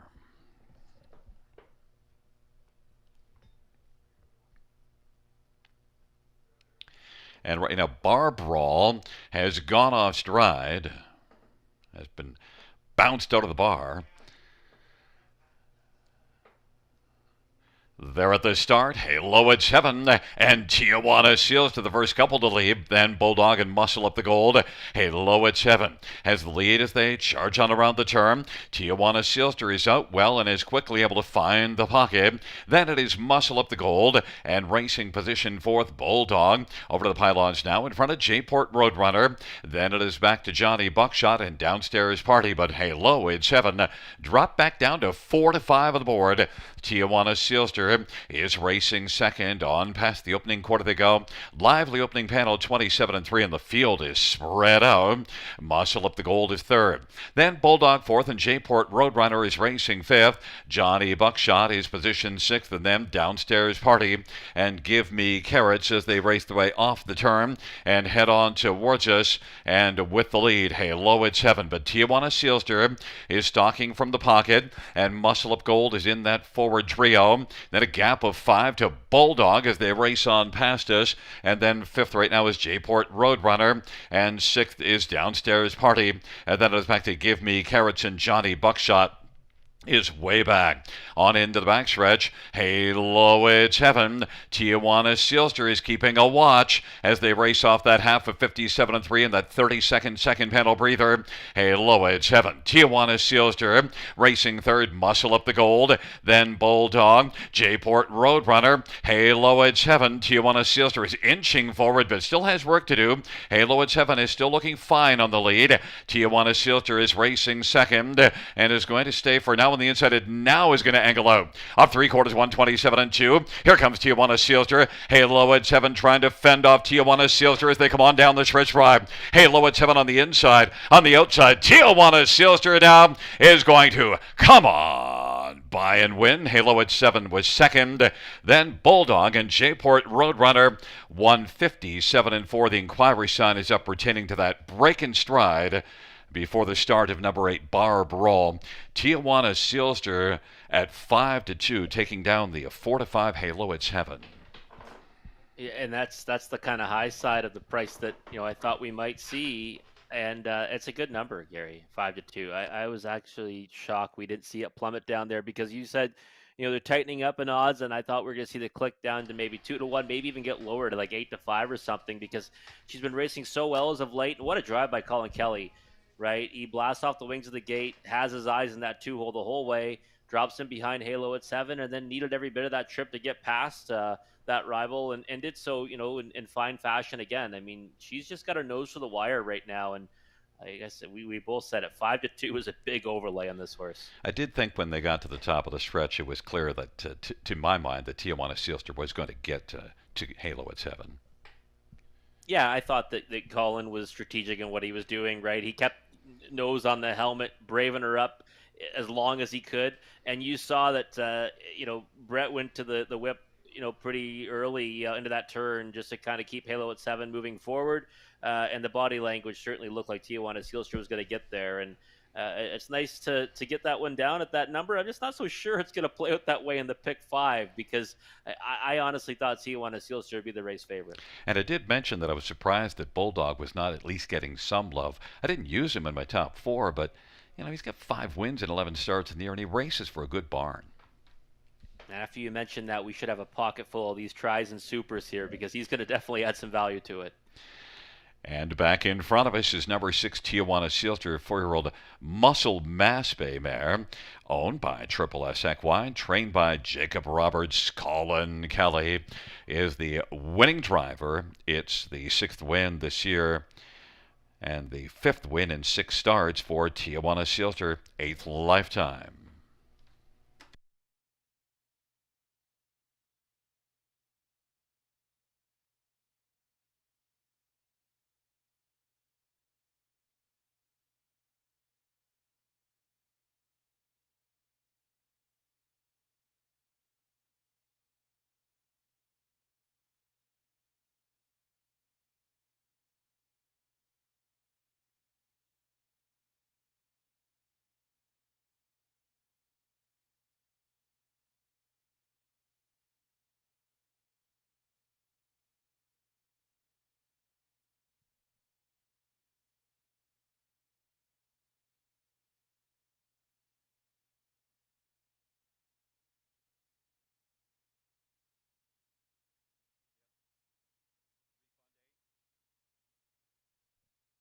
Fans note the pertaining to the inquiry, number 8 Bar Brawl is going to be refunded. A refund on 8 Bar Brawl determined to have not been inside of the Fair Star poll at the start of the race. Refund 8 Bar Brawl.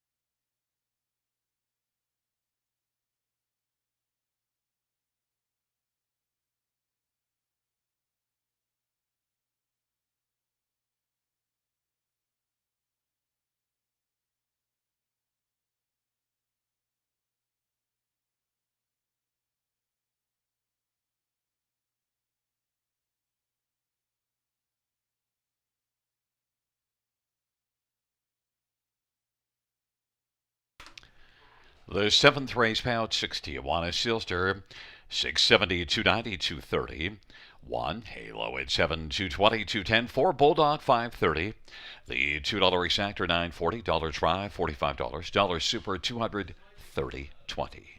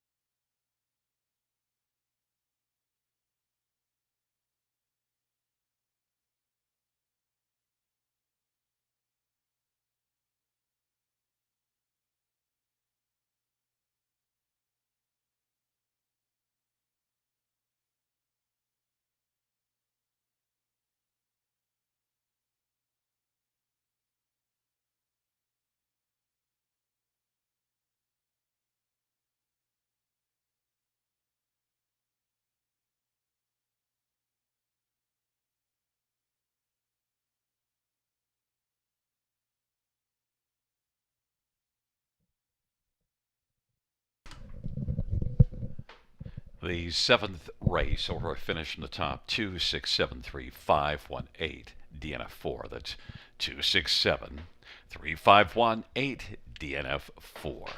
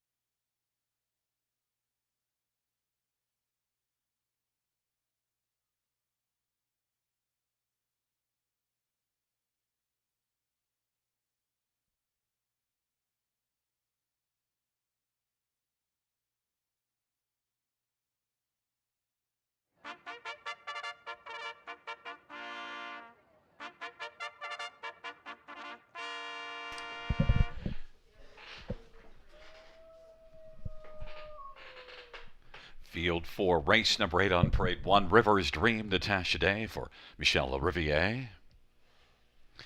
And number 2, Leading Resolve, Brent McDonough for John Holding and Morley Bosworth.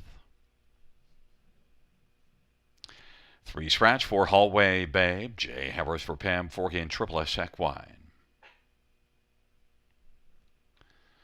And number 5, Impressive Dude, Louis Watt for Eric Nadeau and Michelle Letarte and John Allaire. And number 6 is Arch Ruler, Paul McKenzie for John Holding and Morley Bosworth.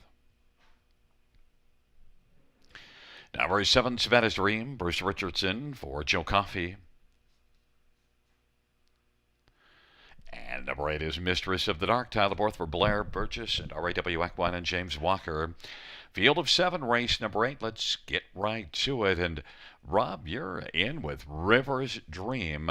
Off a win at London. Nice win last time out. Same post position. Can he do it again? Same post.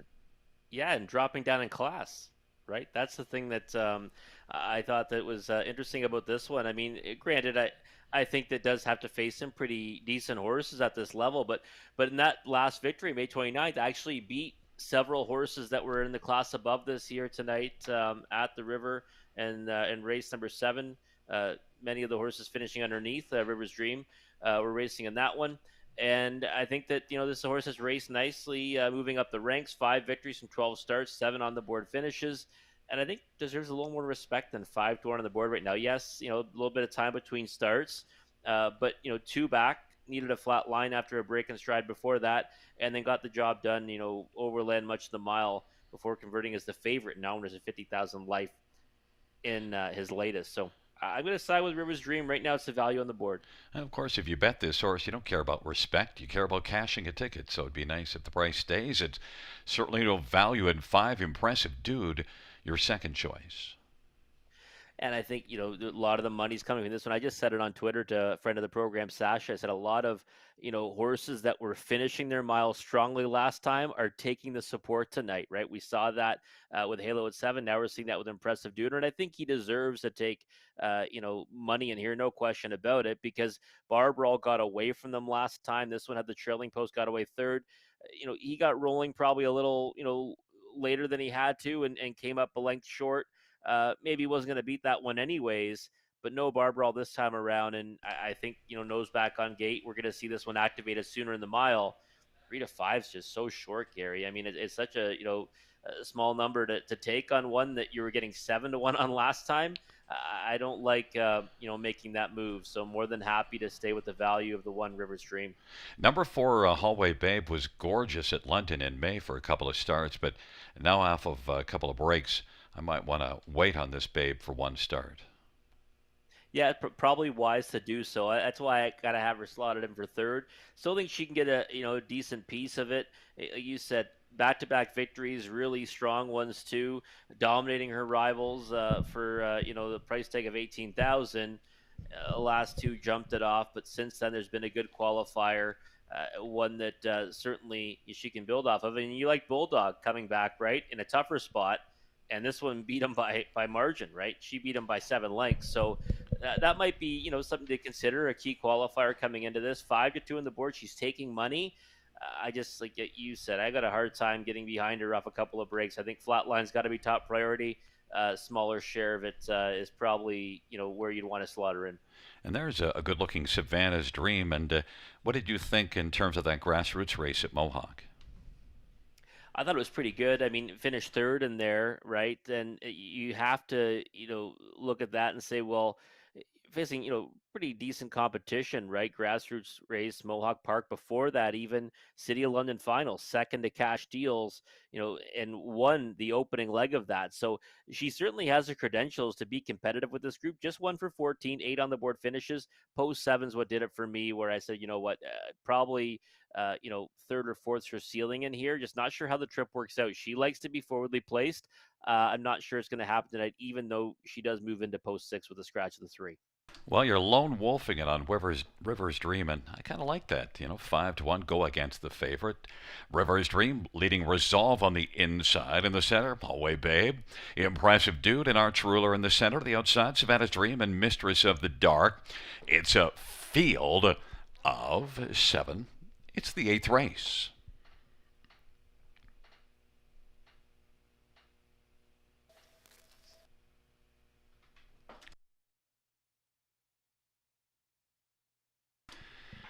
Field for the 8th dash in the stretch. Gathering speed approaching the start. There at the start of the rough, Hallway Babe is going to fire. Impressive Dude. Hallway Babe broke stride. Leading Resolve on the inside. Savannah's Dream is out well, and they work their way into the backstretch now. Impressive Dude is trying to clear over leading Resolve and was able to do so. Savannah's Dream is still working to the outside. River's Dream is relaxed away 4th, and then it is Arch Ruler and Mistress of the Dark and Hallway Babe. After that break is trailing the field. Impressive Dude has the lead dropped all the way down to 1-5 on the board. Leading Resolve is 2nd. Savannah's Dream is 3rd. River's Dream is 4th. Arch Ruler is 5th. And then Mistress of the Dark and Hallway Babe. Impressive Dude leads on around the turn for Louis Bois. That lead is about to 2.5 or 3 lengths right now. Leading Resolve is 2nd. Savannah's Dream is 3rd. And Arch Ruler is racing 4th. And then River's Dream to the inside. Mistress of the Dark. And then back to Hallway Babe. Impressive Dude off a 30-1 opening panel. Rolls on past the half and now finally gets a challenge. 101-3 halftime though. And Impressive Dude leads as they race their way on into the backstretch with leading Resolve on the inside 2nd. Arch Ruler is 3rd. Then Savannah's Dream and Mistress of the Dark and Hallway Babe. And River's Dream is back to trail the field. Impressive Dude continues on. Arch Ruler on the outside has moved up to take over 2nd, but is back of Impressive Dude, who is looking impressive now. But there goes Hallway Babe making a huge recovery and is flashing a lot of speed and is coming on 3 wide. 131-2 for 3/4. Impressive Dude might have to fend off Hallway Babe, who's really flying now. And then leading Resolve as the field turns for home. And then it is Impressive Dude as they turn on down the stretch drive. Hallway Babe, Impressive Dude as they come on to the finish is going to stride clear and win it. Hallway Babe was 2nd, and then leading Resolve and Savannah's Dream. The inquiry sign up pertaining to that break and stride of number 4, Hallway Babe. That's certainly a race to watch if we can get Hallway Babe to stay flat, but Impressive Dude all the way down to 1-5 and then looked every bit the part of it, Rob. Yeah, we went to the front this time around, Gary, and yeah, you're right. Very impressive in victory, and even though Hallway Babe made that big move, I mean, Louis was just sitting chilly on Impressive Dude, who he also owns part of, and when he asked this 3-year-old son of my MVP to trot on again in the stretch, he just kind of moved away from them with ease. So Hallway Babe, though, big effort, like you said, one that we've got to take notice of for next time. But the key is she's got to stay flat in the early going, right? If she does, then obviously maybe things are different today. But yeah, she was raced very well. Horses don't make that kind of a move at the river and keep on trucking to be 2nd. And then leading Resolve was 50-1 on the board. Won't be 50-1 next time out. Yeah, probably not, right? Decent 3rd, 50-1. Savannah's Dream, 4th at 30-1 should help the exotics pay a little bit, but obviously a real short price horse on top. River's Dream, kind of sluggish off the gate. I thought we might see that one, try to make a move middle part of the mile. Just kind of got shuffled back to last. Tried to move wide and obviously wasn't really comfortable throughout because they made a break in stride. So hopefully they can get that one sorted out for next time. Yeah, the only good thing, if you take a shot against a 1-5 horse, even if you don't win, it doesn't really matter because you missed a 1-5 shot. No, it's true. Absolutely, you're right with that. I mean, you hate wasting equity in the multi-legs if there is one that should win like that. But hey, look, we got the better number down in the first 2 legs. Now we get the 1-5 shot down. Let's hope we can just get through here and cash a ticket to end the night. It's a 5-4-2-7 coming back in front of us is number 5, Impressive Dude, a 3-year-old My MVP. Bay Colts owned by Louis Bois and Michelle Letarte and John Allaire. Eric Nadeau, the trainer. Louis-Philippe Bois, the winning driver, 2nd win this year Fifth lifetime. Impressive dude. 2 minutes and 2/5.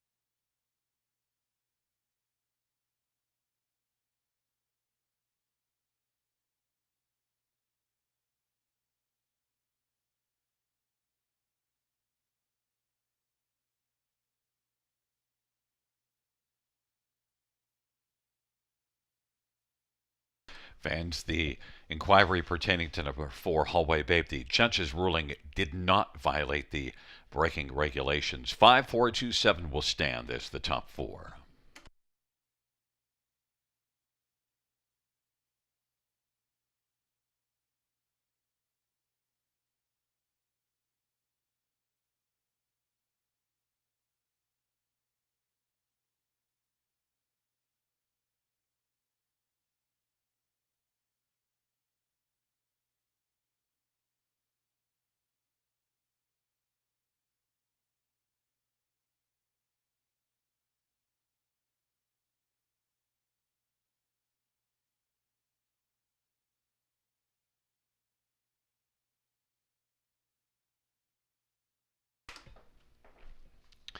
Eighth race payouts, 5 Impressive Dude, 240, 210, 230. 4 Hallway Babe, $4 to 62, leading Resolve, $16. $2 Exactor, $6.50. Dollar Try, $42.95. Dollar Super, $263.40.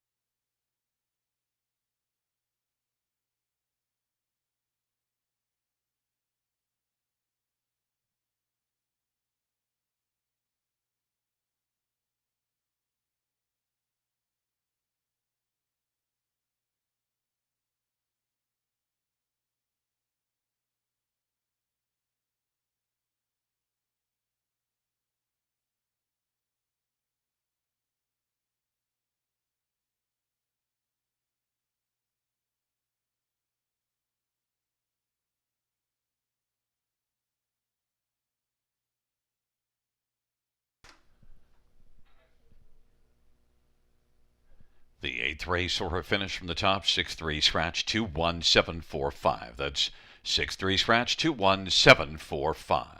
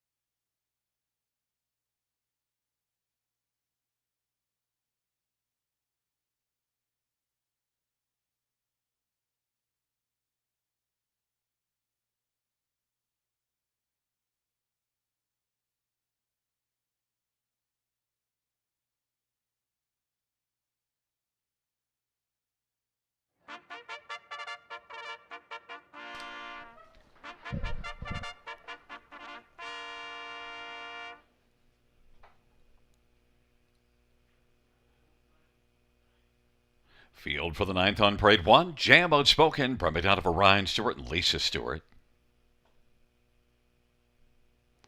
And two is Ms. Megan Sparkle, Ryan DeRoche, Shanna Toll. Number three, Dixie by Emma, Travis Culliver, Jody Cullen at A1 Stable. Four is Ace 44 Money, Scotty Culliver, Steve Coulter.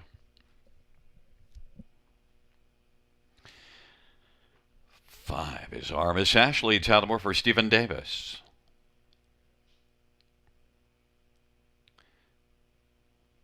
Number six, Venti Machelate, Colin Culliver, Terry Gillette, and Calvin Kepfer. And number seven is Ribbon Ridge, Daryl Thiessen for Bud Sinclair and Ross Holmes. Field of seven, race number nine. Let's get a look at this field of fillies and mares on the pace. And, well, right away, Rob, you went to one that's not been getting a lot of action in this betting cycle, which really surprises me because I do think Venti Machelati really fits well in here. I think it's my top choice. Wow, you're right. Okay, well, I thought, you know what? I thought I went with Ace 44 Money there for a second, Gary, but now you got me this time. Ventimacha Latte. The thing about her is, right, she comes into this on short rest. And last time I just forgave her for it because she was in non-winners of three. And give me a Corona, Big Cheddar, Maple. I would take any one of those against this field. Two back was a winner. Condition claimer at Mohawk Park and was a solid one at that, 53-4. Now, obviously, faster surface, back on a half now, but she certainly held her own at Flamborough Downs, and I've seen some good efforts from her, even in other places as well. So 7-1 right now, better price on the board. I would use them equally in the multi-leg wagers, and really the reason for putting her on top is strictly price play because Ace 44 Money is going to be the odds-on choice, and she comes into this off of Vet Scratch 6. Well, that is the negative because there's a ton of positives, but that negative really stands out. To the tune of 4 to 5, I didn't expect that. Well, you know what? I did, actually. I thought she was going to get bet off the board because if you look at those races, she's a non-winners of 50,000 life. That's an open non-winners of 52,500 life on May 22nd. She dominated that group. Before that, she wins by a head, non-winners of 40,000 life. Now, her last start in a condition claimer, she did get beat by 3/4 of length to Miss Italia, but she's raced really remarkably well at this type of level. She progressed so much over the season at the Raceway in London, but then there's that glaring issue, right? Vet Scratch sick, May 29th. What do we do with that coming into this now when she's now missed a bit of time? I thought she'd get bet off the board in here, and I think she deserves that kind of respect, but obviously there's some question marks. I thought people would at least account for that a little bit, and I was looking more at 2 to 1, but doesn't look like that'll be the case. Number two, Ms. Megan Sparkle, now gets a little bit better post position. One that's a win shy type that can hit the ticket, though. Yeah, I think that Miss Megan Sparkle is one that you've got tactical speed to work with, and this is a horse that I've seen be able to make the lead even from outside posts that you don't see it recently. A lot of their early foot and recent efforts has been from inside post positions, but I think that last time she made an outside move, she got kind of within half a length of the victory, and then faded back to fourth. This time around, I think we know the right kind of journey. She can certainly get a piece of it. Should I just not mention who your fourth pick here is and just let you, look, I do a lot of dumb stuff, but should I say it? He picked the Yeah, eight. I don't know what happened there. I'm not sure how that ended up happening on this in this race here. The actual fourth pick in here should have been the 3 Dixie Bayama. Maybe I just filled in the lines on a 3 and made it an 8. I'm not sure. Well, how about that 3 Dixie by Emma? Big win at Flamborough 3 races ago. Yeah, I thought that she's a horse that's always been troubling for me because she's been camera shy throughout her career. Now she goes to the Cullen Bar and she racks up a couple of victories right away. And then, a couple of thirds recently, though, disappointing as the favorite. So the concern for me is she going back to her finishing underneath ways because that's something that she has done in the past. And I couldn't get there on the win ticket with her. I know some people are fond of her tonight. I'm thinking more of a smaller share, but if she won, nothing would surprise me for Team Cullen. Well, it is a field of 7 for the ninth race, and JM Outspoken, Ms. Megan Sparkle on the inside. Dixie by Emma, Ace 44 Money, and Armis Ashley in the center. The outside, Venti Latte, and Ribbon Ridge. Field of 7 for race number 9. Here they come.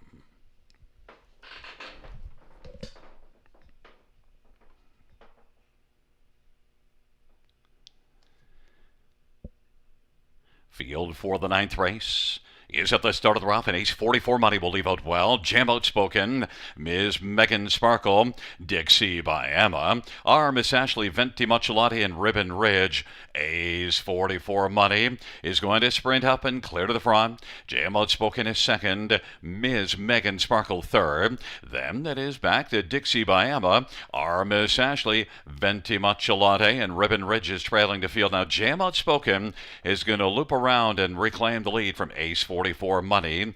Ms. Megan Sparkle is third. Dixie by Emma is in mid-pack racing fourth, and then R. Miss Ashley, Venti Mucciolati, and Ribbon Ridge is trailing the field. Jam Outspoken at 6-1 has the lead as they work their way off the turn of a 29-second opening panel. Ace 44 Money is enjoying the view in the pocket. Ms. Megan Sparkle is racing third and is in front of Dixie by Emma, R. Miss Ashley, Venti Mucciolati, and Ribbon Ridge. Jam Outspoken leading on past the half. Ace 44 Money is right up nose to helmet in the pocket of a 59 and 2 halftime. Dixie by Emma is braving it first over right now as they work their way on into the backstretch, and then Ms. Megan Sparkle, R. Miss Ashley, Ribbon Ridge, and Venti Mucciolati trailing the field. Jam Outspoken, Dixie by Emma is getting a little closer. Dixie by Emma is racing second. Ace 44 Money is third. Then Miss Megan Sparkle, Ribbon Ridge scooting up the inside. Venti Mucciolati is out 3 wide and is closing ground now. And then R. Miss Ashley, Jam Outspoken, Dixie by Emma. Ace 44 Money's been riding in the pocket as the field turns for him, and Miss Megan Sparkle is getting a bit closer. Jam Outspoken off 3/4, 128 and 4. Jam Outspoken, Ace 44 Money's looking to dart up the passing lane. Jam Outspoken, Ace 44 Money up the inside, but Jam Outspoken's going to drive on and win it. And then Miss Megan Sparkle is with Ace 44 Money and Dixie by Emma. Jam Outspoken, I got to tell you, at the top of the stretch, I expected to see Ace 44 Money just fly up the inside, and I probably wasn't alone in that, but that's not the way it played out, Rob. No, it's not. Again, maybe that's that coming off vet scratch sick, right? Because he didn't really have a lot of, umph up the passing lane there, and was kind of tight to the helmet of Brett McDonald coming off the turn, but just didn't have it in the stretch. And Jam Outspoken, was a winner last time at Hiawatha in an optional 10, and this time around doubles up here at the River. Has been racing well as of late. A lot of races knocking at the door. But yeah, I certainly didn't see her winning this race, and she was handled aggressively, right? She wanted the engine. She came around a hefty favorite, and then got the job done. She was my third choice after the 4 and 3, but and Dixie by Emma did brave it first up, but you're right, that one's sometimes hard to figure out. But Jam Outspoken, it's that post position 1 advantage also flashed the gate speed. Yeah, she did. Yeah, and she's a horse that's kind of been versatile in her racing style. She's one that does sometimes go to the lead, but most of her efforts, and I guess this is what I kind of get concerned about with her, is she doesn't get away that well, and then she ends up first over a lot. And I thought that's what's going to happen tonight from the pole position, right? If she just kind of falls off the gate, third or fourth, she comes first up. She likely wouldn't be able to do what she did tonight. But that was a good effort all around. 6-1, nice knockout too for the pick 5 and pick 4. But my tickets hit the floor. A very nice exactor ticket. Not much consolation, but definitely one that's going to pay quite nicely. Back in front of us, Jam Outspoken, 4-year-old Art Speak Bay Mare, owned by Lisa Stewart, trained by Ryan Stewart. Brett McDonald is the winning driver. It's the 4th win this year, 9th lifetime. Jam Outspoken.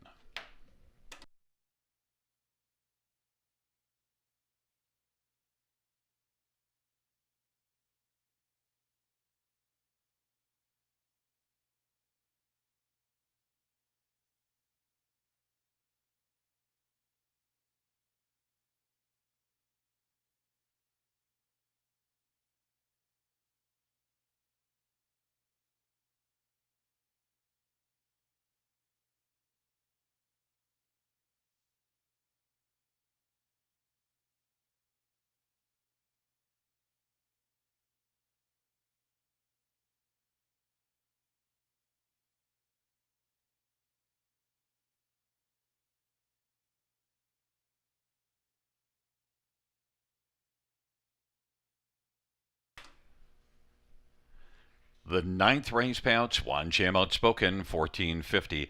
690, 360. Two, Ms. Megan Sparkle, 1830, 644. Ace 44 money, 240. $2 exactor, 144.80. Dollar try, 292.30. Dollar super, 636.95.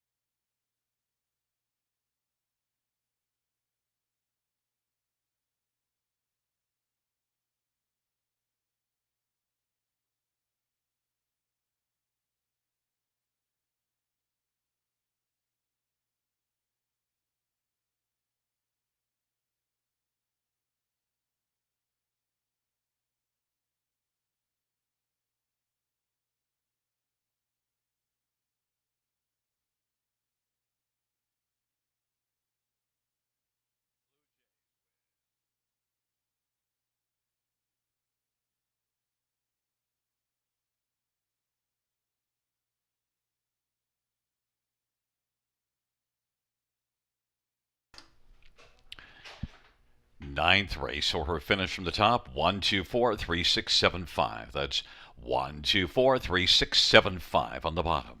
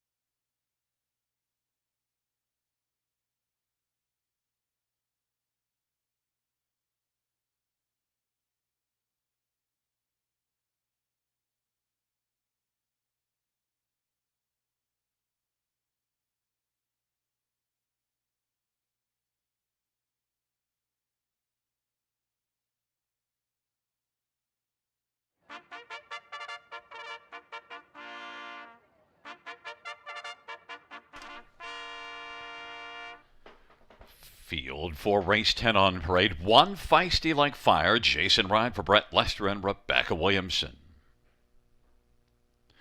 Number 2, Better Style. Brett McDonough for Taylor Fritz and Shen Go. And 3, Delightful Magic. Paul McKenzie for Crystal and Nother. And 4 is Drinkin' Buddy. Travis Cullen for Heather Pickett and Rick Pickett. 5 is Mitch. Scott Ray for Jack Ray. Number 6, Extra Cheese. Jay Harris for Jason Libby and Douglas Dunbar and Brad Dunbar.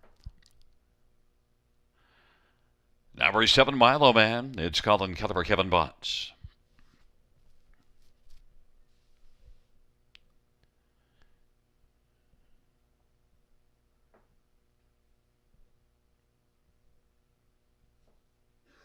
It is Barley of Sin, Tyler Borth for Gary Murner, and a numbered company from Guelph.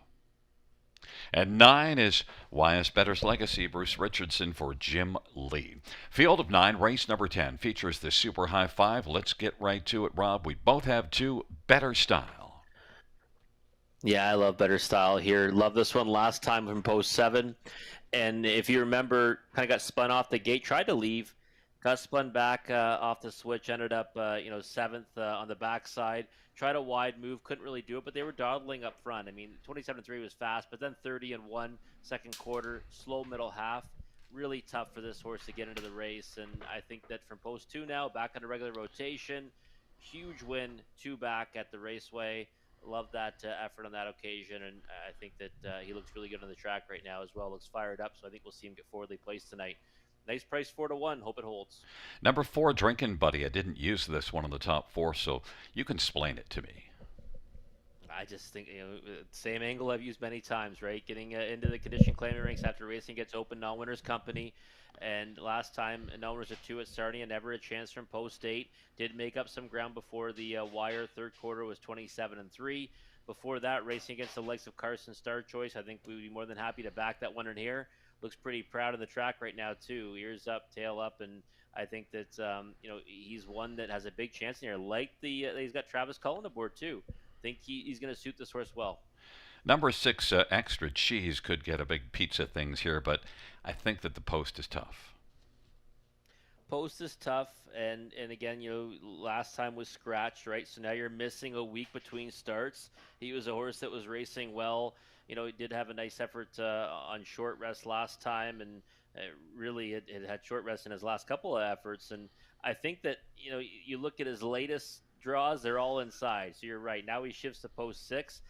Not sure he's going to show that snap speed off the gate tonight. If he can get into the race, he's certainly good enough to be right there with this group, if not get the better of them. But I think he might be better served to just keep an eye on for next time and jump on board if he gets an inside draw. And last time out, Mitch, after Feisty Like Fire doing all the work, Mitch got by right at the finish. Yeah, and I looked at this race and said that I've got him pegged for 4th, and he was a winner last time, and I kind of discounted him in that outing, and it was a real good one, really. I mean, he ended up stepping up to challenge Feisty Like Fire, who got things his own way, and kept grinding that one down in the stretch before getting up by a neck at 4-1. Has done nothing wrong as of late. Hit the board in each of his last 5. Has been one that's been racing well.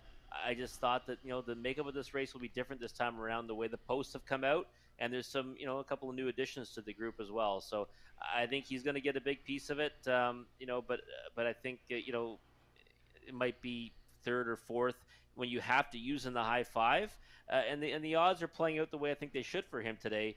I don't think you should take a ton of support off his latest. 6-1's about the right number. And we have to touch on one, Feisty Like Fire. I said if you're alive in the pick 5, that's the one you might regret having. Even money, that's surprisingly low. Yeah, it's too short. I mean, he was a bigger price last time. He got to the lead from post 4. He left out in 27-3. He got his second quarter breather. The middle half wasn't too quick. No real excuse to get picked up. He did get beat by Mitch. I think it's going to be different this time around with better style, getting a better post to work from. I think he's going to be up and at him a lot sooner. Addition of Drinking Buddy and even extra cheese. I don't know. I thought that he was one that you could use tonight, but maybe play against in the win position. Well, full disclosure, I did use him for second, but we both have better style who's at a price that we both would love. 7-2 on the board right now. Feisty like fire on the inside with better style and delightful magic. In the center, Drinking Buddy and Mitch to the outside. Extra cheese, Milo Man, and Barley is Sin. And the second tier, YS Better's Legacy. The 10th and final dash on a Wednesday evening here at the river. Here they come. Giddy up. Field for the 10th race. He's at the start of the round. Feisty like fire. Extra cheese is coming out quickly. Then Mitch on the inside. YS Better's Legacy. But extra cheese dueling with Feisty like fire. And extra cheese is driving on the outside. And extra cheese has got the lead. Feisty like fire is second. Then, and now it's going to be Feisty like fire to come back around and reclaim the lead. YS Better's Legacy is third. Mitch rolling fourth. Better Style is fifth away. Then it is back to Delightful Magic and Drinking Buddy, and Barley is Sin is trailing the field. Feisty like fire, 6-5 on the board's got the lead with extra cheese right there in the pocket. And as they work on around that turn, 29-second opening panel. Racing third, YS Better's Legacy. Then fourth is Mitch, who's going to angle to the outside, giving cover to Better Style, who's racing second over. Delightful Magic on the outside. Then along to the inside as they race their way off the turn. It is back to Barley is Sin, and then Drinking Buddy is racing positioned eighth, but right now Feisty like fire. But here comes Mitch on the move on the outside. 59-2 is the halftime, and off stride went YS Better's Legacy. Feisty like fire has the lead. Extra cheese is racing second. Mitch is third, and Better Style on the outside getting urging and just doesn't appear to have it right now. And then Barley is in. Feisty like fire as they race on to three quarters. Mitch is now on the outside inching forward, and extra cheese has been getting a trip and is still there on the inside. But Feisty like fire, they haven't put out the fire yet. Three quarters, 127-2, and Feisty like fire leads as they race to the top of the stretch. Extra cheese is racing second, and Mitch is third. Feisty like fire is flaming on down the lane. Feisty like fire. Extra cheese now closing Feisty like fire, and extra cheese as they come to the finish. Extra cheese just might have gotten there. Then Feisty like fire, and then it was Mitch finishing third. 157 flat. An interesting dash, this final dash. I do believe that finally Feisty like fire got beat again right at the finish, but maybe we need a photo. I'm not sure. Yeah, it was close. I mean, it's really close. I mean, the lunge at the wire by extra cheese. And you know what? How about that one blasting off from post six? I didn't really know if that was going to be the game plan tonight. Well, it's close. Well, I thought the 6 won it. We'll see. Christine usually knows. 6. And she's chiming in with the 6. Let's see the slow motion. But, Extra Cheese did a nice job, and it was really quick off the gate, and there is the win. Really quick off the gate, even from post 6, which was the reason why I didn't like the 6. I was worried because he tended to race from inside post the last little while. Yeah, I thought the same thing, too, and I thought he might need the start. And definitely thought he was good enough. Just didn't know if we'd see this kind of effort from him tonight. But, wow, he was full marks for that effort. He blasted off, then he let Feisty like fire go. A good spot to be in, right? Like you said, you get behind a horse that has a tendency of getting a little bit leg-weary late, and he got up in the very last step at a big price. I think went off at 10-1. Is that right? Yeah, at 10-1. That is wow. That's maybe a bit of a mistake. That was your third choice. It's not like you didn't like the horse. It's just maybe the post. We both didn't like the post, but we'd love to have 10-1. Yeah, 10-1. That's a monster number. Again, I thought maybe one to watch closely for next time. But hey, Feisty like fire gets caught again. Reasonable fractions on the front end, but still a decent effort to be second. Mitch first over. I mean, it kind of played out the same as last time. Better style. Didn't have it again, Gary. I don't know. I thought we'd see a much stronger effort for him tonight. Did not happen. Well, we're going to have a better choice next time because that did not work out. But extra cheese If you bet extra cheese, you'll be able to buy a couple of pizzas on the way home because extra cheese, you were able to cash nicely on that one. Back in front of us, a 3-year-old better than cheddar bay gelding. Douglas Dunbar owns, along with Brad Dunbar and Jason Libby. Jason Libby is the trainer. Jay Harris, the winning driver. Victory for the Green Arrow. 4th win this year's 6th lifetime. Extra cheese, mile of 157.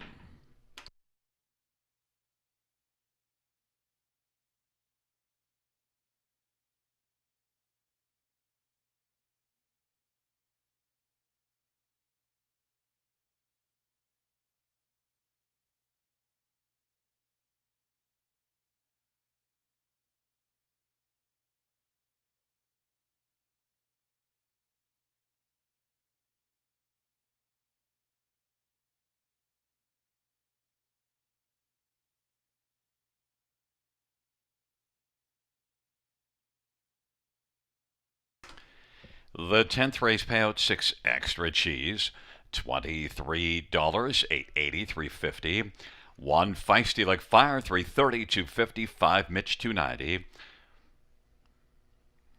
The exactor of 6 and 1 on a $2 exactor ticket returns $69. Dollar Tribe, $99. The dollar pick 3, $105. The dollar pick 4, $535.40. Dollar pick 5, $24.09.75. The dollar high five, $705.85. 20-cent high five was $141.17. And the double pays $125.40.